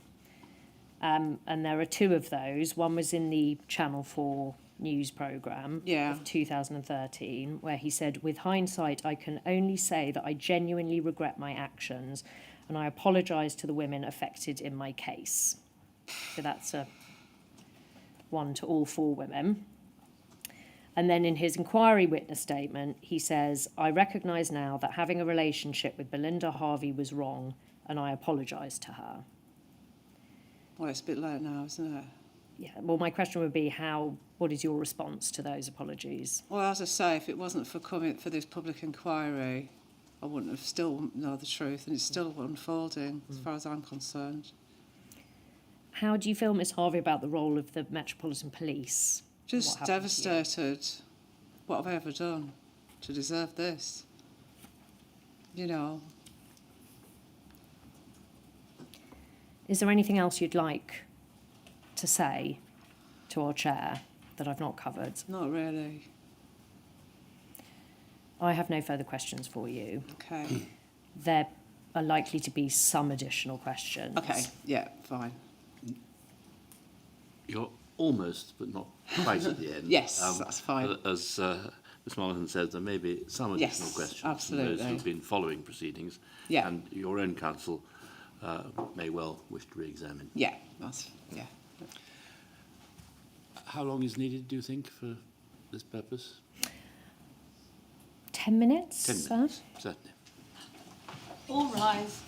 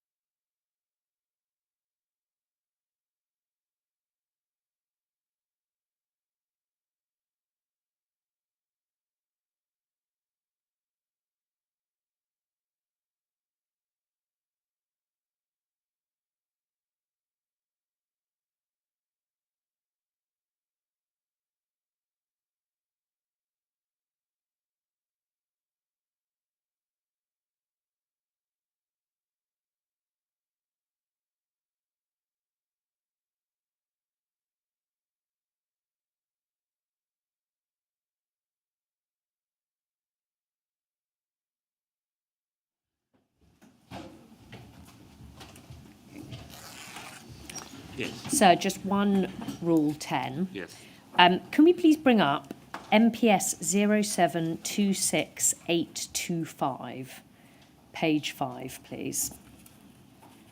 This is a witness statement provided to Operation Hearn by Steve Curtis. Oh, yeah. It's dated the 22nd of July, 2015. Yeah. It's the bottom of page 5, and it'll go over to page 6, just to warn you. Just a discrete point about Lambert. He says, as far as my relationship with Bob is concerned, I would say that we were good friends and I saw him as a father figure. At around the time I knew Bob, I was living with my then girlfriend in a squat in Hackney, and we regularly drank at the 3 Crowns public house. Bob was well known amongst the activists at this squat as babysitter. Bob didn't drink much, and quite often he would arrive at the squat, have a chat for a few minutes, then offer to watch the child, going over to the next page please, watch the child at the flat whilst the adults went to the pub. The child was called Privacy, and she was a Privacy-year-old daughter of a woman called Privacy who lived in the house. We would leave Bob babysitting whilst we all went to the pub. On our return to the squat, we would usually find Bob asleep on his back with Privacy cuddled up next to him. Ms. Harvey, as far as you know, was this squat Sack Road? No, I don't know. Do you know anything about this? Can you speak to this? I do remember going to a house with a child. There was a child there, but it was people I didn't know that, as far as I'm aware, are not core participants. Right. Yeah, there were kind of some squatters who I didn't know. They were a little bit more extreme types. Right. Like, not the kind of people I would have wanted to know. Like, yeah, they had these, I seem to remember they had 2 children, but maybe only 1. And this was the squat that you think Steve Curtis is talking about here? I do, yeah. Yeah. And do you remember that Bob would babysit for people at the squat? Well, I don't specifically remember him babysitting, but I remember he was quite friendly with these people, and I remember going around there and there was a child there, and But you can't. he was very friendly with them, and I believe that is the same, because, yeah. Fine. Yeah. Did Steve live in this house or not? Is that? I get the impression he did. Yeah, so that makes sense, because I can't remember exactly where Steve lived. Right. But, yeah, putting 2 and 2 together, that would be, Fine. yeah. But in terms of whether or not Bob babysat, you can't No. assist us with that. I can't, I think it's quite possible, yeah. I mean,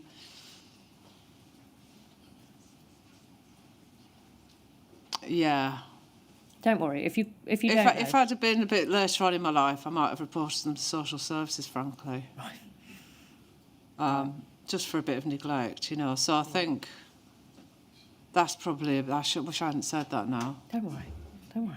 I didn't really know them or anything. fine. These people probably, I mean, Yeah. But in any event, the key point is whether or not Bob babysat, and you can't assist with that. You don't know that for certain. yeah, and I can't 100% say that it was the same child and the same parents either, really, so I can't help you with this. Right. No. I have no further questions for you. I believe your counsel has one question for you, Miss Harvey. Yeah. Ms Gilroy. Thank you. Ms Harvey, in your witness statement, you describe the discovery that Lambert had planned his exit from your life Yeah. a full year before he actually Astonishing. implemented it. Yeah. And you say that it was incredibly upsetting to find that out, to know that he made the decision to continue the relationship and continue damaging you, making it harder for you to cope when it ended, despite knowing all this time that he would have to leave. You say it's awful and callous, and that his behaviour was so unnecessarily destructive. Do you want to explain what you mean by that? Yeah, so it means it's the difference between it was premeditated. It's like a crime that was premeditated. He knew he was going to do this, and he knew he was leaving a year before, and it continued to let me think and believe that we were going to, to give up my life, to gradually lose my life chances and things. And he knew a year before. I just can't believe it. It's just astonishing to me. So I was really surprised. As I say, each new revelation is a new nail in the coffin of whatever I thought we had, which, as I say, needed a lot of nails to actually make me convince me finally of his total lack of integrity. And also, I just don't understand, what was wrong with him? How could he do that? It's just so unbelievably. I'll say it's more premeditated. It's not like he was just reacting to his situation and didn't know that when he was going to go. I mean, obviously he knew that he was going to go at some time. But he actually knew when he was going to go a year before, and it was almost went exactly to the day for that year. It's just... So the whole thing must have been pre-planned and, each stage. And it's abuse, really. Nothing short. Yeah. So it's just shocking. Thank you. And, I thought the police were supposed to have integrity and professionalism and, protect members of the public, which is me. I'm a member of the public that's never done anything. So, yeah, how does that fit in? Yes, that's how I feel. Thank you. Ms. Harvey. Ms. Harvey, may I speak to you directly? Yes. I have to try and find out the truth of what happened about all these deployments, including the deployment of Bob Lambert, which is plainly one of the more important that I have to look at. Yeah. The evidence of witnesses such as yourself aids me to do that to an extent that those who give the evidence can't possibly appreciate. May I say this without, I hope, sounding pompous or patronising?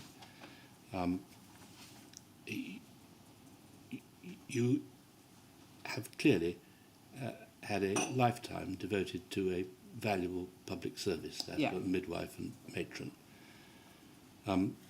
You've performed another very different, valuable public service by giving the evidence that you have. And may I thank you profoundly for it. Thanks very much, yeah. Appreciate that. Thank you. Thank you.